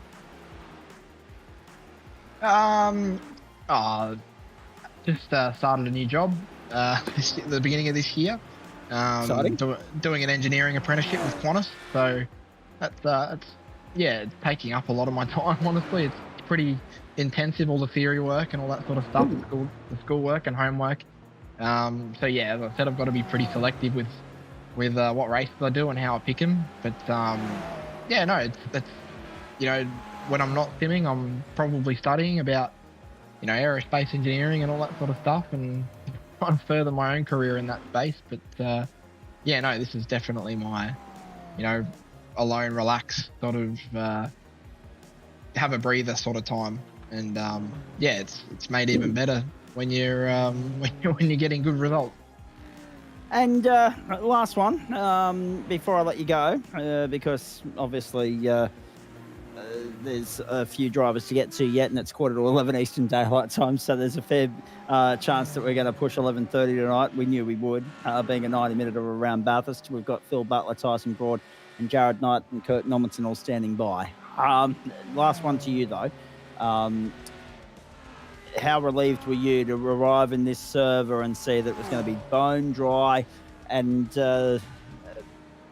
no rain in sight every step of the way here, eliminating that possibility of any variance in terms of, wet weather, dry, uncertainty, especially on the back of both the OSR and the officials being saturated? Yeah, well, and again, another reason why I picked the Acura tonight, to be honest. If it was any chance of rain, I probably would have gone the way of the Porsche. Because that's, I think, to be honest, the car to be in when you see some wet weather. But yeah, that weather conditions definitely had a say in what car I chose tonight. And yeah, no, it definitely plays a factor when you're it's the equivalent to a NASCAR road course ring-in. Is there a name for that? And GT3 Bathurst ring-ins? Have we got a nickname for those? Not really, no. Oh, Well, I don't know. I'm sure I'll think of something. But yeah, no, that's definitely why. Again, another reason why I picked that car.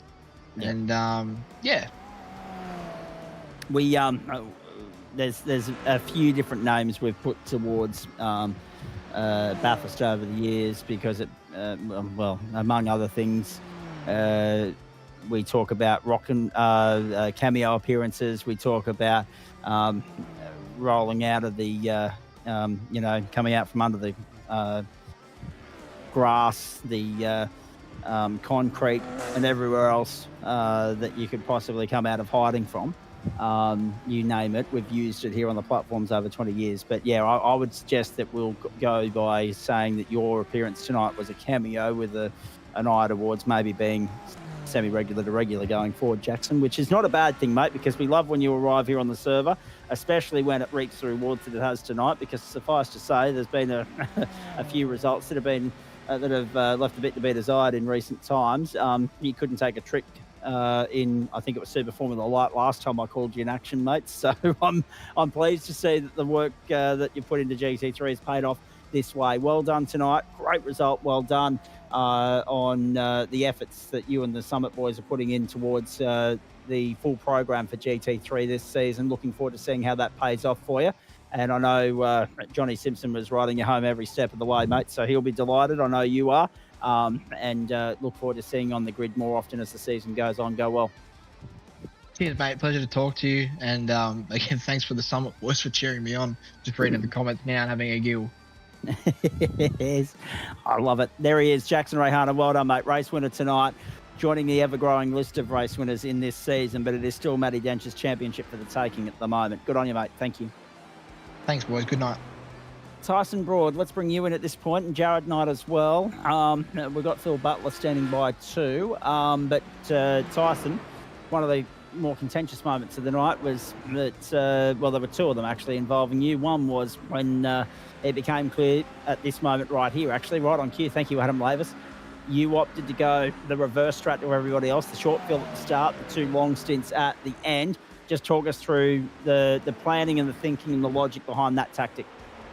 Yeah, it wasn't really much of a tactic. It was more the fact that I did damage my car, I think two or three laps prior, and yeah, I was really struggling for over speed. So I saw really when I decided to pit, get the damage fixed, and yeah, go back out there with some speed. So I figured that taking a shorter stop at the beginning would be better off in that case, and getting fresher tyres near the end. And yeah, it about paid off because I believe Jared had a 10-second penalty and I just finished outside the 10. I was trying for it, but just didn't quite pay off. And we'll have to hear from Nighty in a moment as to why he's got that 10-second penalty just quietly, because we weren't getting messages through from race control tonight, I must say. So we'll let him clarify that in a tick. And you're right, it was 10.22 in the end. So that's, be his proverbial margins, unfortunately. The other contentious moment came about late in the piece. Dylan Shepherd, who had an interesting night and was on a bit of a charge, on a different strategy to you, as was already documented, tried to throw one down the inside at the elbow. Contact ensued, and unfortunately that was the beginning of the end of his night. How did you see it from your perspective, please? Because we've already had his take on it in the YouTube comments. I'm sure you've probably already seen them. Yeah, I've already heard about them.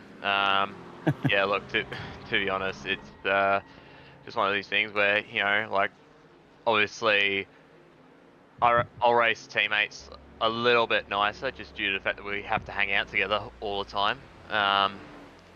But yeah, no, it's one of these things where, you know, I'm not going to give up a spot too easily, and you know, Shep decided that was the moment to dive up the inside, and yeah, just had a bit of contact, and yeah, round Shep went. Probably lucky that the pair of you didn't go around, quite frankly. Talk us through, you mentioned there a moment ago that you had some damage on your car, which forced the early stop. What was that all about, please? How did that occur? I just clipped the wall. Can't exactly remember where. I think it might have been near the top of the hill, just past the cutting, and yeah, just sort of hit the car relatively flush, but yeah, it did enough to do some steering damage and that, so yeah, it cost me straight line speed, so that's sort of why I decided to come in. Fair enough. And in the end, that paid off to be the way to go in terms of at least maintaining pace and staying in some sort of contention. It's a 4th place finish. There are 2 Orbit Drop Bear entries in the top 5. Bit of a rough night for some of the members of the rest of the stable, though. Yeah, exactly. I think Jackson had an incident with Jared, and I didn't quite see the incident, so maybe that's why the penalty was. But yeah, and then Sam had the incident off the start, which basically rendered his night yeah, pretty much over from that point on. And yeah, Dylan doesn't drive a whole lot of GTs, so that's sort of why he's a little bit off the pace. I'm sure if he worked hard at it, he'd get on the pace just fine. But yeah, not a good night, since that 3 of the 5 cars didn't finish inside the top 15, I guess. No. Just having a look here as well, mate. I mean, we've only seen you in a couple of rounds already this season. Are we going to see you more regularly through the balance of the campaign, and what are your thoughts on it? I think so. Obviously, you might not see me. You won't see me Wednesday night because that's the final round of the V8 Pro qualifying series. So I have to do that since I'm above the cut line. You're on the bubble, aren't you? Yeah, I'm 18th at the minute, so yeah. Currently in. So got to make sure I have a good result at Winton. And then yeah, Winton. Oh god, good luck. Yeah, exactly. Yeah, I've been complaining about it all day, pretty much. Don't blame you. Keep going. But yeah, as for the rest of the week, I think hypercars are at Monza, if I remember correctly. So that would be a bit more fun, and it'll be after all the stress of Wednesday night, and that would be done. So I'll probably hop in that just for a bit of fun. So yeah, and then yeah, maybe do a bit more GTs, as I have signed up to effectively be one of the reserves for GT Pro for one of our 3 teams in that, which hopefully we can get all those cars past pre-qualifying, which is on right now. Yeah, exciting couple of days ahead, there's no doubt about that, as we edge closer to some clarity as to who's going to be part of the who's who in the zoo come March 28. Hey, quickly, iRacing official 12s, OSR 12, all that behind us. Happy to leave Bathurst for the time being? I didn't get to do any of the 12 hours this year. So yeah, I'm kind of less sick of it than everyone else. Yes, that's fair. But No, it's okay. I think a lot of the others would probably be tired of the joint by now. And I think maybe that played a little bit in my advantage, the fact that I'm not quite as sick of the joint yet. But yeah, definitely good to just get a race in tonight, and regardless of the track, pretty much. The comment that Jackson O'Hara made, both with regards to the Acura and also to wet weather. He seems to think that the Acura is the best car to have in the dry at the moment, but he might have chose differently had it been wet. You've, of course, been here a few rounds already, so you've subscribed to the pick and stick format. Everyone seemed to be whinging about the amount of rain over the course of the weekend. Nice to have a dry run around here tonight. Yeah, it's really good to just have a nice, simple race in terms of not having to worry about weather. Just got to worry about the other 39 cars on the track, doesn't it? Yeah, exactly. Just would have added a little bit more spice to the race, I reckon. But no, it's always good just to have a nice, easy run around Bathurst, especially. I think we had enough shunts over the 2 weekends. Hockenheim's the next stop in this series. Before I let you go, what are your thoughts? Tempted. Had a good run in the V8s on Wednesday night, so maybe try and replicate that with GTs next Monday. All right, mate. Anyone you want to thank on the way out the door? Yeah, just all the boys that raced tonight, and everyone at Orbit Drop there for all the support, and our sponsors, Revolution Race Gear and iLiveries. Obviously now we finally got to paint for the Acura and the Mustang now, so we're all painted up. Yes, exactly. I think team manager Tom described it more as a piece of art than a sim paint. But yeah, it's nice to have all the cars looking proper now, and yeah, just thanks to the GSRC for putting on these events and broadcast, and the other drivers for the race tonight. Very well done, mate. Good luck in pre-qualifying for the Australian Sim Racing Group GT3 series. We look forward to seeing how that plays out for you, and see you on the grid next week if you are tempted to come and have a run around the Hockenheim, if not later in the season. Yeah, we'll think about it. I'm sure that they won't have to twist your arm too hard. Good on you, mate. Thank you. Let's press on, because we're now at 11 o'clock Eastern Daylight Time. I want to get these blokes out of here before it hits midnight and a new day. I'm getting to Lewis Greathead very shortly. He's just joined us in the booth. So too Sam Chapman. But let me bounce across everybody and go to Kurt Nommensen. Quickly sum up your night for me, mate, and you'll have to fill in the missing pieces here, because we were obviously watching the pro split. But how'd it go around the mountain for you? Yeah, a bit of a night to forget for me tonight, to be honest. Just a little mistake going down the S's early on in the race, so I had to pit early and then get caught up with some slower cars trying to make my positions back. So just one of those nights to forget. Still ended up inside the top 20 after all that, but yeah, just a bit of a frustrating night. I love how, even though it's a frustrating night and one to forget, you're still hanging around. There's a few people that wouldn't do that, mate. They'd be straight out the back door and trying to forget about it without talking about it. But you're a good sport like that, and we do appreciate that. Hey, second half of the season underway. 4 rounds to go, 5 races to go. What are you hoping to salvage now that you've had a not-so-great run at Bathurst? What are you hoping to salvage over the next few weeks? Well, the takeaway from tonight is that I have top 6 pace, so that's something that I can take away from that, and just more consistent results. I think that's my main thing. Just get it to the end of the race more consistently, and need to iron out those little mistakes that I'm making that are costing me. And how do you go about doing that in an effective manner? I mean, noting full well that it's a near impossible task to reach perfection in these ranks, in these servers, but and even if you do eradicate your own mistakes, you've still got to rely on not getting caught up in anybody else's garbage. So how do you best go about improving your own racecraft?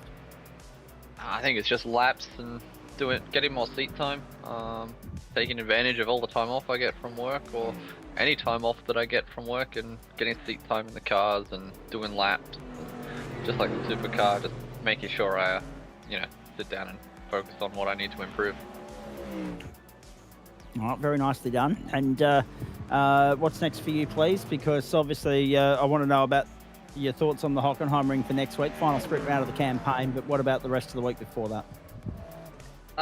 Yeah, I got another 2 nights of supercars coming up, and then some 86s, and then yeah, it'll be looking forward to Hockenheim. So looking forward to that.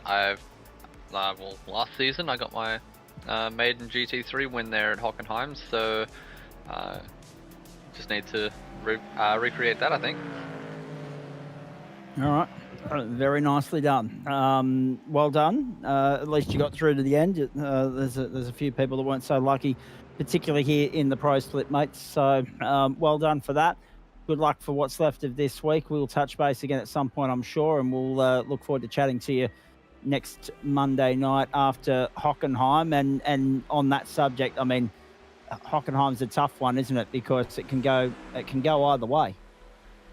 Yeah, it's a tough track, so hopefully I can just keep out of the mistakes and try and march a bit further forward than I was doing this week. All right, mate. Thank you as always. I'll let you go and get some sleep as well down there in Casino. Go well. No worries, thank you.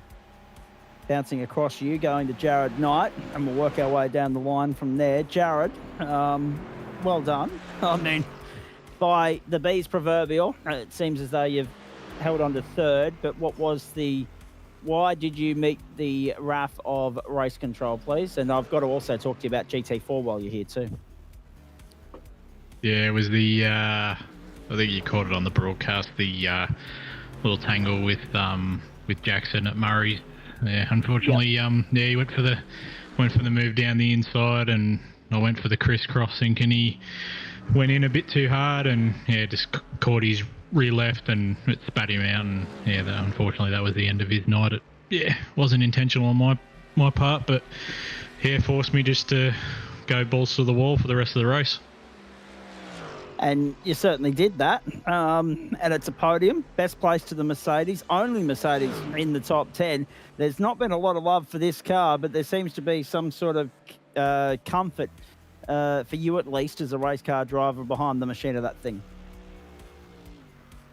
I've always loved the Merc. Sometimes it's a little bit more difficult to drive than others, but it's been pretty good this season, and I've noticed that no one else is really loving it. So it's I guess nice to be the unicorn in the field.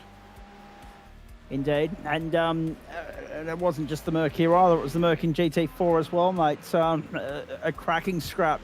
Race long scrap at the top end of town. I mean, obviously, Sam Muir and Marcus Watson in a different postcode by the end. They saw themselves out, but you had to contend with Sam Chapman. He managed to one-up you on pit lane. That's what Chapo does. Just how hard were you pushing to try and find a way back by him, and how far off were you from being able to do it safely? It was always good to battle with Chapo. It's always clean and respectful. I think maybe another lap or two, I might have had an actual chance to maybe force a move, but he was driving pretty solid towards the end there, and just didn't have enough time to get around him. No, indeed. But a fourth and a third, a very successful night out, and a good return to some form of competitiveness as well, mate. The results have been there but not there, if you know what I mean, throughout the course of the season. It's nice to see you back towards the pointy end and continuing to push up the ladder. Yeah, work life and rostering sort of allowed me to go a little bit harder at GT3s this season. I don't think I've missed one, or only missed the first round, and it's looking good to get almost a full season in. So I can put a bit of focus into it, and the results don't always show, but it was nice to get a good result tonight. Indeed it was, mate. It was terrific to catch up and see you out there on the racetrack, and terrific to be able to call the battle with Chapo, and then of course see you run a relatively lonely run there towards the end of the race here. But I guess if you're going to have a lonely run at any racetrack, Mount Panorama's the place to do it, given the action and the carnage we saw around the place tonight, especially over the course of 90 minutes. I mean, it's only 1/8 of the 12-hour distance, but it's still a long time to be switched on and focused, and at least towards the end. You didn't have to worry about cars around you per se as much as you did about keeping that thing going straight in the right direction. Yeah, 90 minutes around here in this field, it's basically a 90-minute sprint. It's not an enduro, despite what it's set up as. It's push. So it is a little mentally fatiguing towards the end, and yeah, you're just trying your best to hold on, which is what I was trying to do at the end. Tyson was pushing real hard to get inside that 10, and I was lucky enough to get hold on to it. Indeed. What else is next on the racing radar, both real world and virtual, for Jared Knight, please? Not 100% sure. I'm on leave this week, so the world's my oyster as far as sim racing. So I might make an appearance on Thursday night in the beloved Porsche. As far as real world stuff, not 100% sure yet on the next karting adventure. Yep. Yeah, we missed first round. It was in Canberra a couple of weeks ago, but not 100. But I think we're going to miss the second round as well. So it might be a little half season attack. I think it might be towards Eastern Creek again, and then the back end of the season. 90. When I tell you that Thursday night is Suzuka, does that deter your interest all of a sudden or not? I was aware of this before that comment, but it did slip my mind. Maybe we won't go full into it, and we'll get a couple of practice laps in and then make an informed decision. I love it. I just know that racetrack has been a little bit of a Achilles heel for you in recent times. So as soon as you said it, I was like, hang on, is he aware that it's Suzuka? At least you are. But I guess if you don't persevere and try and rectify the bad luck, the circuit wins. So in the name of trying to improve as a race car driver, it'll be nice to see you on the grid all the same. Any chance you might have a steer of the Super Formula Light before that? Potentially. I do like the open wheelers. I just don't do them quite enough, and it shows because I'm a mile off the pace. But I might dabble in some open wheelers beforehand. I'm not 100% sure where they are. If you could enlighten me. Magnicore. Sorry, I haven't got my calendar up in front of me at the moment. I've got a couple of messages coming in on social media. So, Magnicore. So, off to France. Yeah, good track. Good for open wheelers. So, you might see me take up the grid on that night. All right, lovely. Very nicely done. And what about Hockenheim next Monday night in these things? We'll see how we go.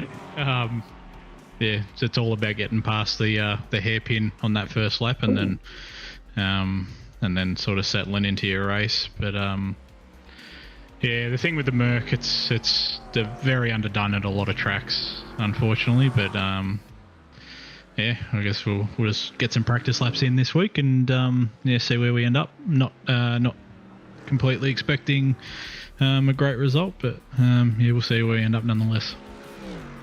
Jared Knight, terrific to catch up with you. First time in far too long. Go well for the rest of the week. Enjoy your leave. How I envy that. And look forward to catching up next time you're online, mate. Go well. Yeah, cheers, Zach. And well done to Jackson tonight. That was great drive. Indeed it was. We are at 11 minutes past 11 on the eastern seaboard, at least in the progressive and civilised parts thereof. 11 past 8 on the west coast, 11 past 1 in New Zealand. I hope you're enjoying our post-race show on the platforms of the Gentleman Sim Racing Club, Monday Night Motorsport, across Facebook, Twitch and YouTube. Race options, GT Night, GT4 won earlier in the evening by Marcus Watson. GT3 taken out by Jackson Rayhana. Phil Butler's here, so to Sam Chapman and unfortunately, the victim of packet loss this evening. Louis Greathead, mate, can I just say, we didn't even notice until we were looking at battles down through the mid-pack, and then I popped my head back to the top of the running sheet, and I thought, hang on, this is a little bit weird. Where's Lewis gone to? And we switched the camera to you, and it was just blank because you disappeared off the face of the planet.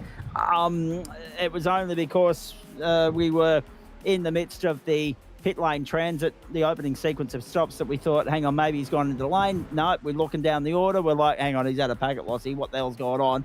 Nice recovery though, mate. What should have been a victory for you, given the margin that you had right from the outset. You had 4 or 5 seconds up your sleeve before you disappeared.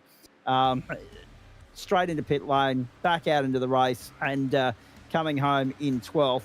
Sure, it's 11 positions down on where you started, but it's better than what might have been. It could have been the end of your night completely if it had been a permanent packet loss instead of a temporary. And a great recovery, and you really had to push hard for those last few positions with your teammate following you through, plus, you know, Daniel Piper, Brad Coates, Sebastian Prostimo, all to contend with as well. It was a late charge and a hard charge. Yeah, it was. Wait, hold up, we're back. Oh, hang on, I was about to say, have we lost you again? Has the old packet loss crept in again, has it? No, we're good. We're good. Oh, no, we're good. Yeah, okay, excellent. Lovely. that is the first time that's ever happened to me in iRacing in the 3 to 4 years that I've been on this platform.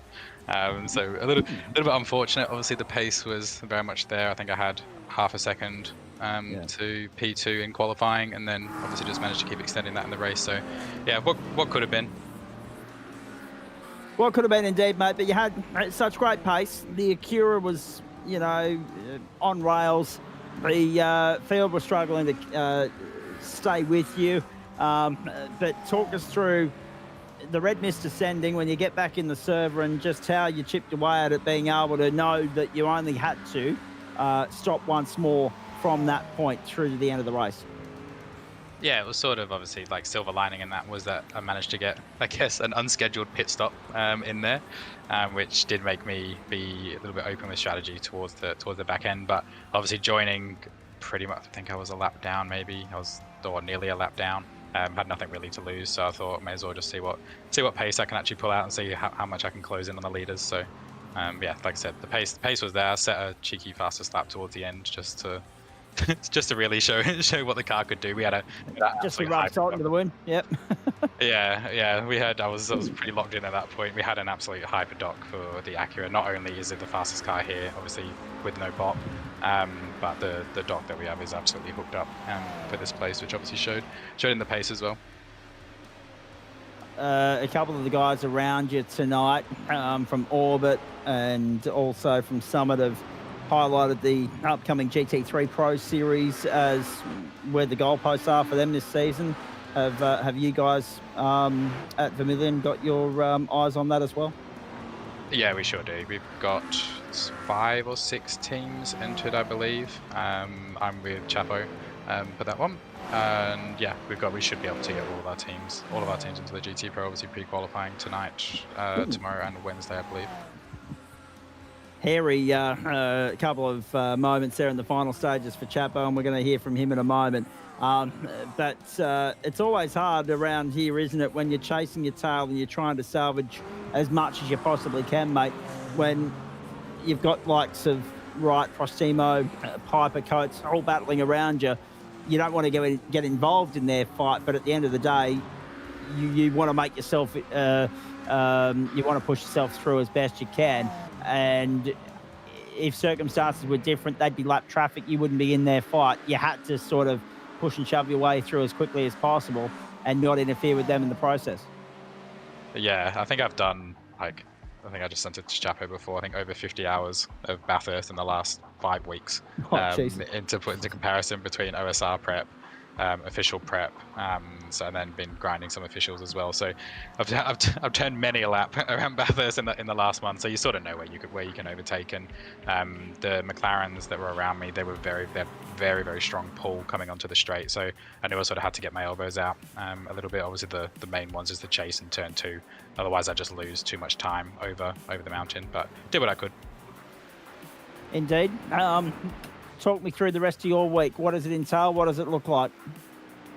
We've got obviously that Broad said before, Logitech on Wednesday. Although I'm not driving in that, I do a lot of the strategy stuff for the team and help them out where I can. So obviously trying to get a few more of the drivers into the actual main game.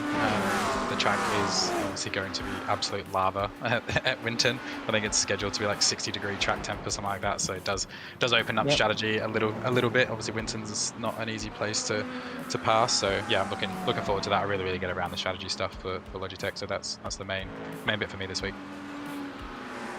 Indeed, and I guess the other thing we look at here is your thoughts on the next stop in our GT3 series, mate. Will we see you on the grid at the Hockenheim ring? Maybe. This was I just sort of obviously jumped in. I started off the season and then work obviously got in the way, life commitments as they do. But then I thought, oh well, I've done a few laps around Bathurst, so I can sort of grid and go it. But yeah, we'll see. All right, mate, very nicely done. Thank you. I appreciate that. I'm just looking at the clock thinking we need to get out of here by 11:30. So thank you for stopping on by and having a chat to us. We do appreciate it. Well done tonight. Unlucky at the same time, but what a great charge back through the field that was. Well done. Look forward to seeing you on the grid for the GT3 Pro Championship getting underway at the end of next month. And obviously whenever you decide to stop on by and say g'day to us here at the GSRC as well, mate. Thanks for that. No worries. Thank you very much, guys. We'll get to his teammate in just a moment. I'll quickly want to bring in Phil Butler here and just get your take on proceedings, mate, because obviously we've been watching GT3 Pro throughout the course of the evening. So good evening. Thanks for sticking around and having a chat with us. We do appreciate it. Late night, long night, but rewarding night because it's been, there's never a dull moment when we go to Mount Panorama. It's always one of those dates that you circle in the calendar whenever one of our championships is visiting this venue. It's must watch. Talk us through your night, please, and how much you enjoyed yourself. If we've got you. Are you there, Phil? If you haven't got your push to talk ready, mate, that might be the only issue. Have we got Phil Butler? Okay, let's go to Chapo for the moment, unless that mute and reset has worked for Phil. Have you got us? That was what happened to Dylan Shepherd, by the way, folks. That was the defining moment of his night. Not long before that, of course, he had the incident with Tyson Broad. Poor Eli Donaldson, he got cleaned up in another incident later in the piece. But, of course, we've lost Phil Butler. He'll hopefully drop back into our green room. We'll hopefully get hold of him. We'll go to Chapo momentarily. Yeah, it all just went from bad to worse for Dylan Shepherd. And then David Johnson got inadvertently involved because Alan Dawson was trying to limp his car back to pit lane. And, yeah, it was just a very, very messy midsection of the race there. Remembering, of course, that the incident for Tommy Foster with Tyson Broad happened just before, or not too far before that incident at the top of the mountain, which then ended up wiping out 3 competitors. Chapo, good evening. Again, a case of what might have been incident in the early stages. That saw you on the tow rope. You lost a minute on pit lane. But then you managed to claw your way back through the field, as I say, following your teammate through towards the end there. That probably was good assistance and help for you, the fact that you had someone to work with, pushing your way back through. Couple of skirmishes in. Philip Butler has no push to talk, so we have no way of communicating with Phil Butler, but we'll try and get that sorted. We will have a chat with you in due course. We appreciate you letting us know.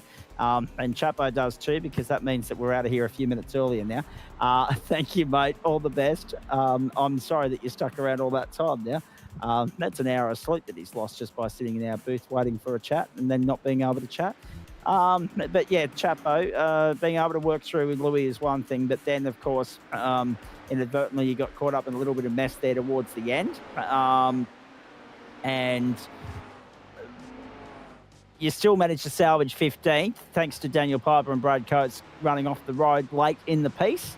Talk us through the night from your perspective, mate, and whether that's a pass or fail. I'm not saying it's a fail for me. That was,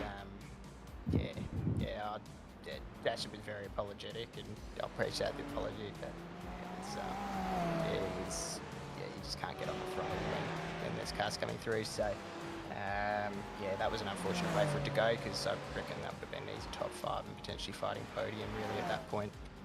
Is for the rest of the race, the difference between Jackson, behind a lap up, didn't change all that much, maybe 5 seconds, and I was sort of faffing about. So, yeah, it's what could have been, and there's a lot of points on the line, so that was unfortunate. And and then at the end, there was another few spots in that too, and I couldn't get it done.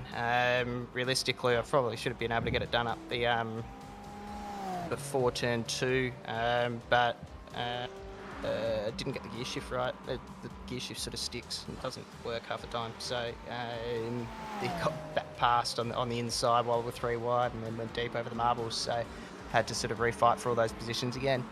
There was opportunities there towards the end that I probably fumbled a little bit, but I was glad I was able to make it up to 15th from what was effectively a lap down. Well, I was going to say, not only that, there's a couple of other things to pick apart here, right? So, first and foremostly, yes, there were some mistakes towards the end. Yes, grass, then debris, marbles, all that cost you a couple of spots as well. But, frustration for Jack O'Dowd. You've been inadvertently implemented in all of that as an innocent bystander. That's disappointing for you. But at least you didn't just, chuck in the towel exit stage left and hit the showers early. You got back out there. Louis had his issue then, and you've both been able to get back into the top 15. Not what you were hoping for tonight, but points all the same. Yeah, no, points are the same. As you can imagine, lots of expletives in the Vermilion Esports garage tonight over the Discord. We showed, obviously, Lewis showed incredible pace out there, so I'm looking forward to him carrying me through the GT Pro Series.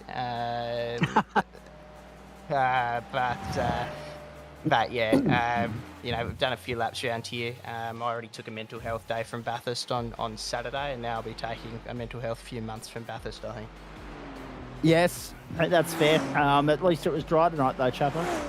That's true. Yeah, that would have. It should have rained. It could have sent me over the edge, though, Lewis. I don't know who's going to be playing for my psychology after that. Oh no. A little bit of a sprinkle would have been good. All the personal insights come out at this time on a weeknight broadcast for some reason. I don't know what it is.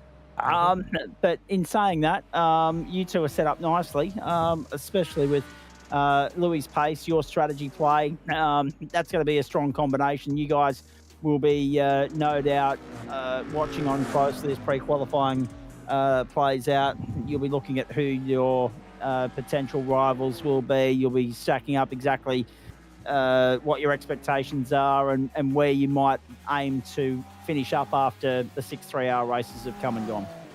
Yeah, absolutely. Like, Lewis is a gun on strategy and fuel save as well.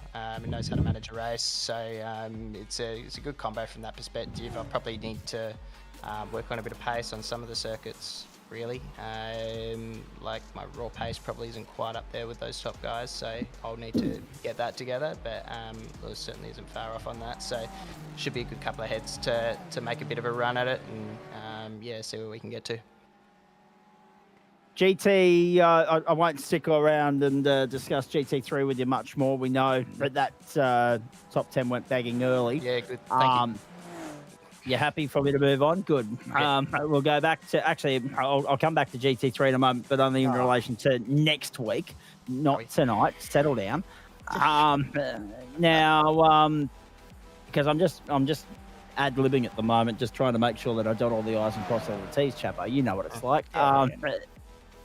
GT4, compelling affair there. Watson in a different postcode.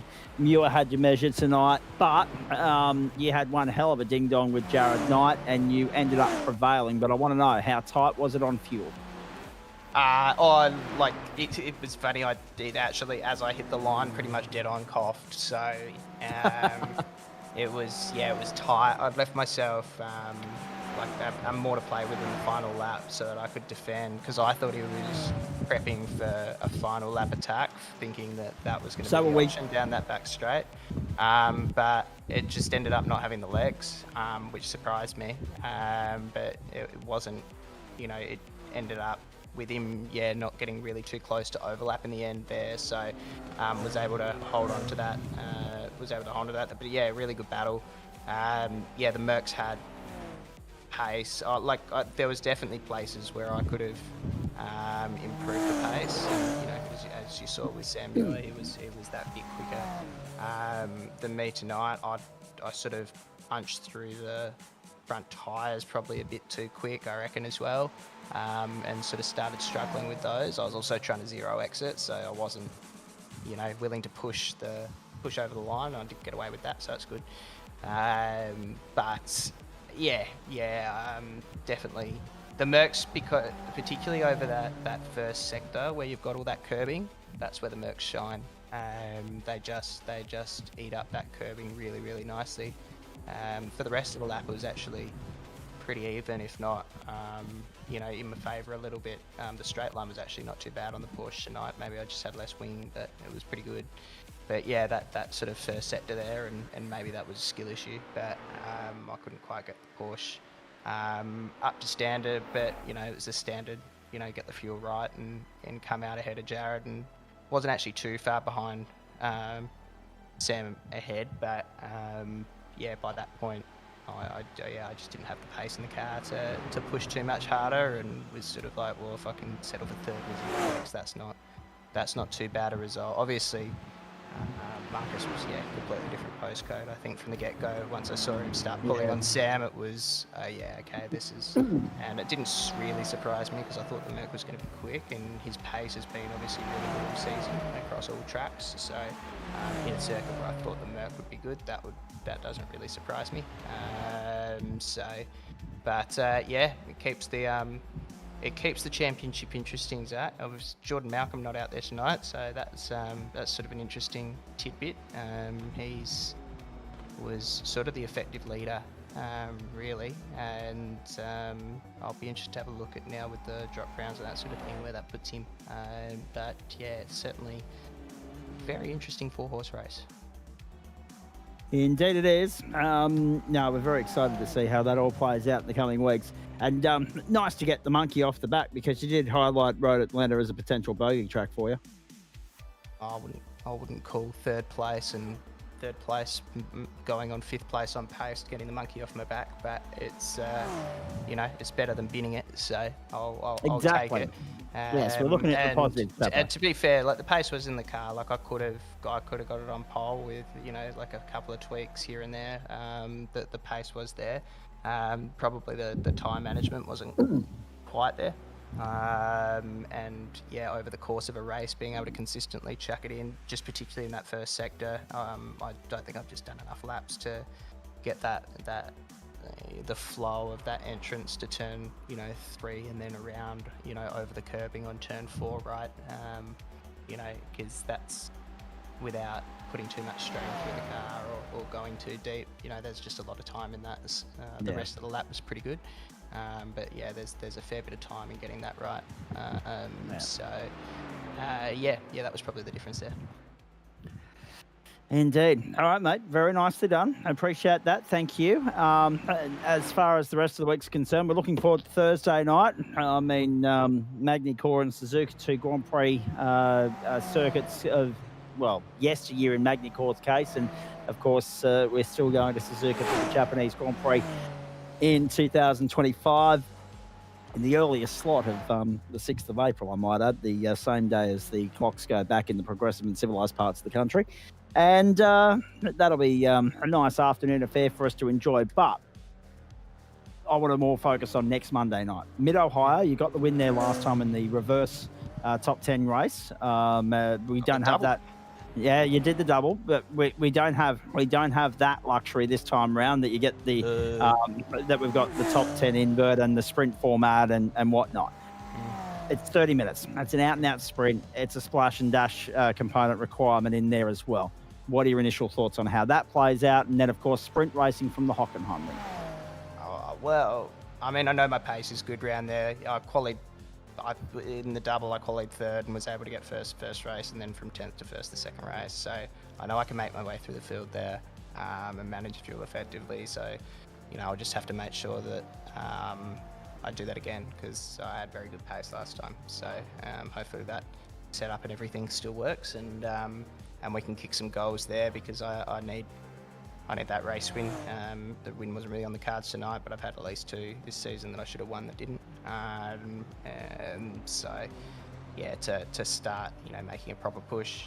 We're all obviously pretty even on points at the moment, but yeah, we want to have a few more points in the pocket, looking ahead to the second half of the season. So, very hopeful that we can get that one done. All right, mate. Very nicely done. Look forward to seeing you on the grid on Thursday night. Good luck in the meantime. Thanks, mate. There he is, Sam Chapman. Phil Butler, take 3. Are you there? Hello, you can hear me. Hey, there we go. Better late than never. I'm glad that the hour of waiting has actually led to something, because I was a bit worried there for a moment. Good to catch up with you, mate. As I say, you're in the were you in the Pro-Am or the AM split tonight, Phil? Yeah, no, I'm in the AM split. In the AM split, yeah. Hanging out with all the old guys and the young guys that are coming up, and it's a bit like the up and comers, the new up and comers. It's pretty much. And it's great racing. All the guys are really respectful. Like you get the odd one that incident and those things happen, but yeah, no, it's been good. Now, talk to me about the race that was, mate. 43 laps, of course, the distance in Pro and Pro-Am. Did you get the same number out of the AM split? And just paint me the picture as to how your night played out. Yeah, we got 42 laps. I've had the best race of the season so far. I've had some dropouts and all sorts of other technical weirdness happening during the course of this season, so I find myself a little bit down on where I kind of normally be. But this particular race, qualified 4th, finished 3rd with no incident points, so I had an absolute cracker. Was nowhere near quick enough to catch Adam Johnson, who flew in for a cameo. And gave us all a lesson. It's funny how they do that from time to time, Phil. Yeah, and he's a great guy. So and he has pace, and yeah, so that was good. And Todd did real well. He started second and finished second. I was only just behind him, but he could have been letting up a little bit just to make sure he didn't do anything. Nothing weird happened to him, and he got to finish in front of me. So, and the guys behind me got good results. There was an incident early on, lap 1, Griffin's Bend. A little bit of a pile up in the car park. Not too bad though. Not as bad as we have seen in like officials sometimes. Yes. Yeah, so it was a good result for Phil. He loved it. Just looked after the tyres, looked after the fuel. Did the splash at the start. I think I did 7 laps. Came in, topped it up, ran it dry, and fueled up with fresh tyres, and went out and managed to leapfrog 4th, leapfrog 3rd, and where I was 4th, and get a podium. So happy days. Not a bad night at all, mate. And just stay with me here, because I think Adam Lavis will be ready to go with the GT3 points table update for us, and we might actually, considering we're talking about the AM split with Phil Butler, Adam, start with the AM split update. We're ready to go with the point standings as we head towards the checkered flag here on Waste Options Monday Night Motorsport. GT night on the platforms of the Gentleman Sim Racing Club across Facebook, Twitch and YouTube. Todd Suter 303, then Craig Bond 270, 243 for Liam Amos, 233 for Philip Butler, and 231 for Janash Ragwani, making up the top 5. That's a Porsche, Ford's 2 and 5, McLaren's 3 and 4. McLaren going all right, Phil?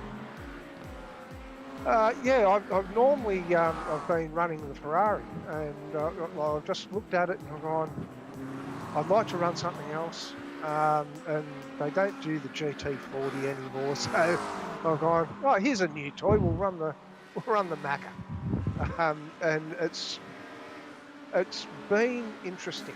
It has a couple of little quirks. It didn't like the rain last week at Donington, was it? Correct. I think, yeah. Correct. And it didn't help that I only bought Donington like the week before and had about an hour's practice on it.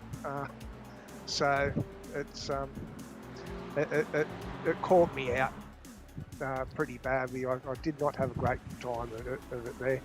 So yeah, no, it's been everything else has been good. I've just had a couple little self-imposed issues, Yep. and a couple of few battle issues type thing that I've come out second best on, but more racing incidents than anything untoward, really. And what's next for you as far as the season's concerned, mate? That's part one of the question. And the second one, which we'll finish on, is when you look at the point standings, you see that you're 10 points outside the 3. What have you got to do over the next 4 weeks to, A, stay in the top 5 and maybe even push your way up into the top 3? Yeah, well, the first one is the Trophy OEI Supercars on Wednesday night. That'll be the next thing I run. And as far as pushing up into the top 3, basically I've just kind of got to be consistent. Yeah. I can only do what I can do, and if I don't do what I do, then what everyone else does doesn't matter. Correct. Yeah. So if I do my stuff and hope others kind of fall away, don't have great runs, like I'm really looking forward to Daytona at the end of the season. It's a track I like. I'm not all that keen on Montegui, so that's going to be a little bit sad. But I like Hockenheim, and I like Sebring. So I've got, what's that? 3 tracks out of the 4 coming up, but I don't mind. No, that's not too bad, mate. And of course, Daytona will be the unknown, being 90 minutes and being the season finale. Again, maybe with a view to the fact that it is the season finale, the fact that it is a longer race, it might have a similar impact as far as grid numbers are concerned as Bathurst did, in terms of getting a few people off the lounge and into the cockpit instead. Well done, mate. Congratulations. Great result. Good luck with what's left for the rest of the season. I know we'll be checking in with the Pro-Am and the AM split again in the next couple of weeks, and looking forward to doing that, and we'll chat then. Thank you very much, Sat. Great commentary as always. Keep it up. Oh, mate, we were very much up and about tonight. We were alive and kicking. It was good fun. It was great racing on the mountain, and good racing in GT3 4, I should say, from Road Atlanta as well. Thank you, Phil. Appreciate that. If we can, Adam Lavis, let's update everybody on championship standings. I've already mentioned the AM split. The sheet's frozen. I can't do anything at the moment. Oh, okay. Copy that. Okay, so you're working on Pro-Am when it's frozen? I was almost finished, and now it's not loading, so I can't do anything. Copy that. Like at the moment, everything's blank except for Pro. Right. Copy that. So at this point, yeah. Dench's extended his lead tonight. That's all I can tell you with regards to that. 375 for Dench, 267 for Mitchum, Ford 1-2, Porsche 3-4, 201 and 193, Luke Swan, Dane Snad, The Ford of Nick Wood is 5th, 185. Alan Dawson, despite the 22nd place finish tonight. And there's a few red numbers here as well. There's, a 15-second pointed penalty that applied to Alan Dawson as well. Jared Knight got his 10-second, and also 5 seconds for Daniel Piper. 375 for Dench, 267 for Mitchum, so 108. Dench has got more than a round on the competition already, folks. 201 for Luke Swan, 193 for Dane Snowden, 185 for Nick Wood. Dawson, Jared Knight, only a point separates them. 163 for Sam Chapman, 148 for his teammate Tyson Broad. And then, of course, got the wrong name there. It's Lewis Greathead's teammate of Sam Chapman, my apologies. Broad, the teammate of Dench, on 148 and 131 for John Wright makes up the top 10. 1 point outside the 10 now is Brad Coates, 5 points clear of Tom Foster. Then King and Greathead. Greathead, of course, coming back to finish 12th tonight with the fastest lap, and 115 for Daniel Piper makes up the top 5. So look at that. I mean, 16 points covers 10th and 15th. 15 points covers Chapman and Broad. 1 point Dawson and Knight, but 18 covers 4th and 7th. And another 8 up to Luke Swan. But Denchi's in a different postcode already. The Pro-Am points will get to you later in the week. And the AM splitters, we've already said, Suda 303, Bond 270, Liam Amos, as Adam continues to work on it on air. There we go, 282, Bobby Camo, 260, Adam Proctor, 229, Jeff Adams, 218, Matt Schmidtke, and 209, Stephen Gallacher. We got there in the end. 5 different manufacturers in the top 5. How good's that looking, ladies and gentlemen? 165 for Kurt Normanson, 2 points ahead of Dale Sharp, 1 point back to Craig Schultz, 3 points covers those 3 men. 147 for Ben Goring and 146 for Paul Wood. 303 for Todd Suter, 270 for Craig Bond, 243 for Liam Amos, 233 for Phil Butler, and 231 for Janosh Ragwani. The top 5 in Waste Options GT3 AM at this particular point in time on the platforms of the Gentleman Sim Racing Club.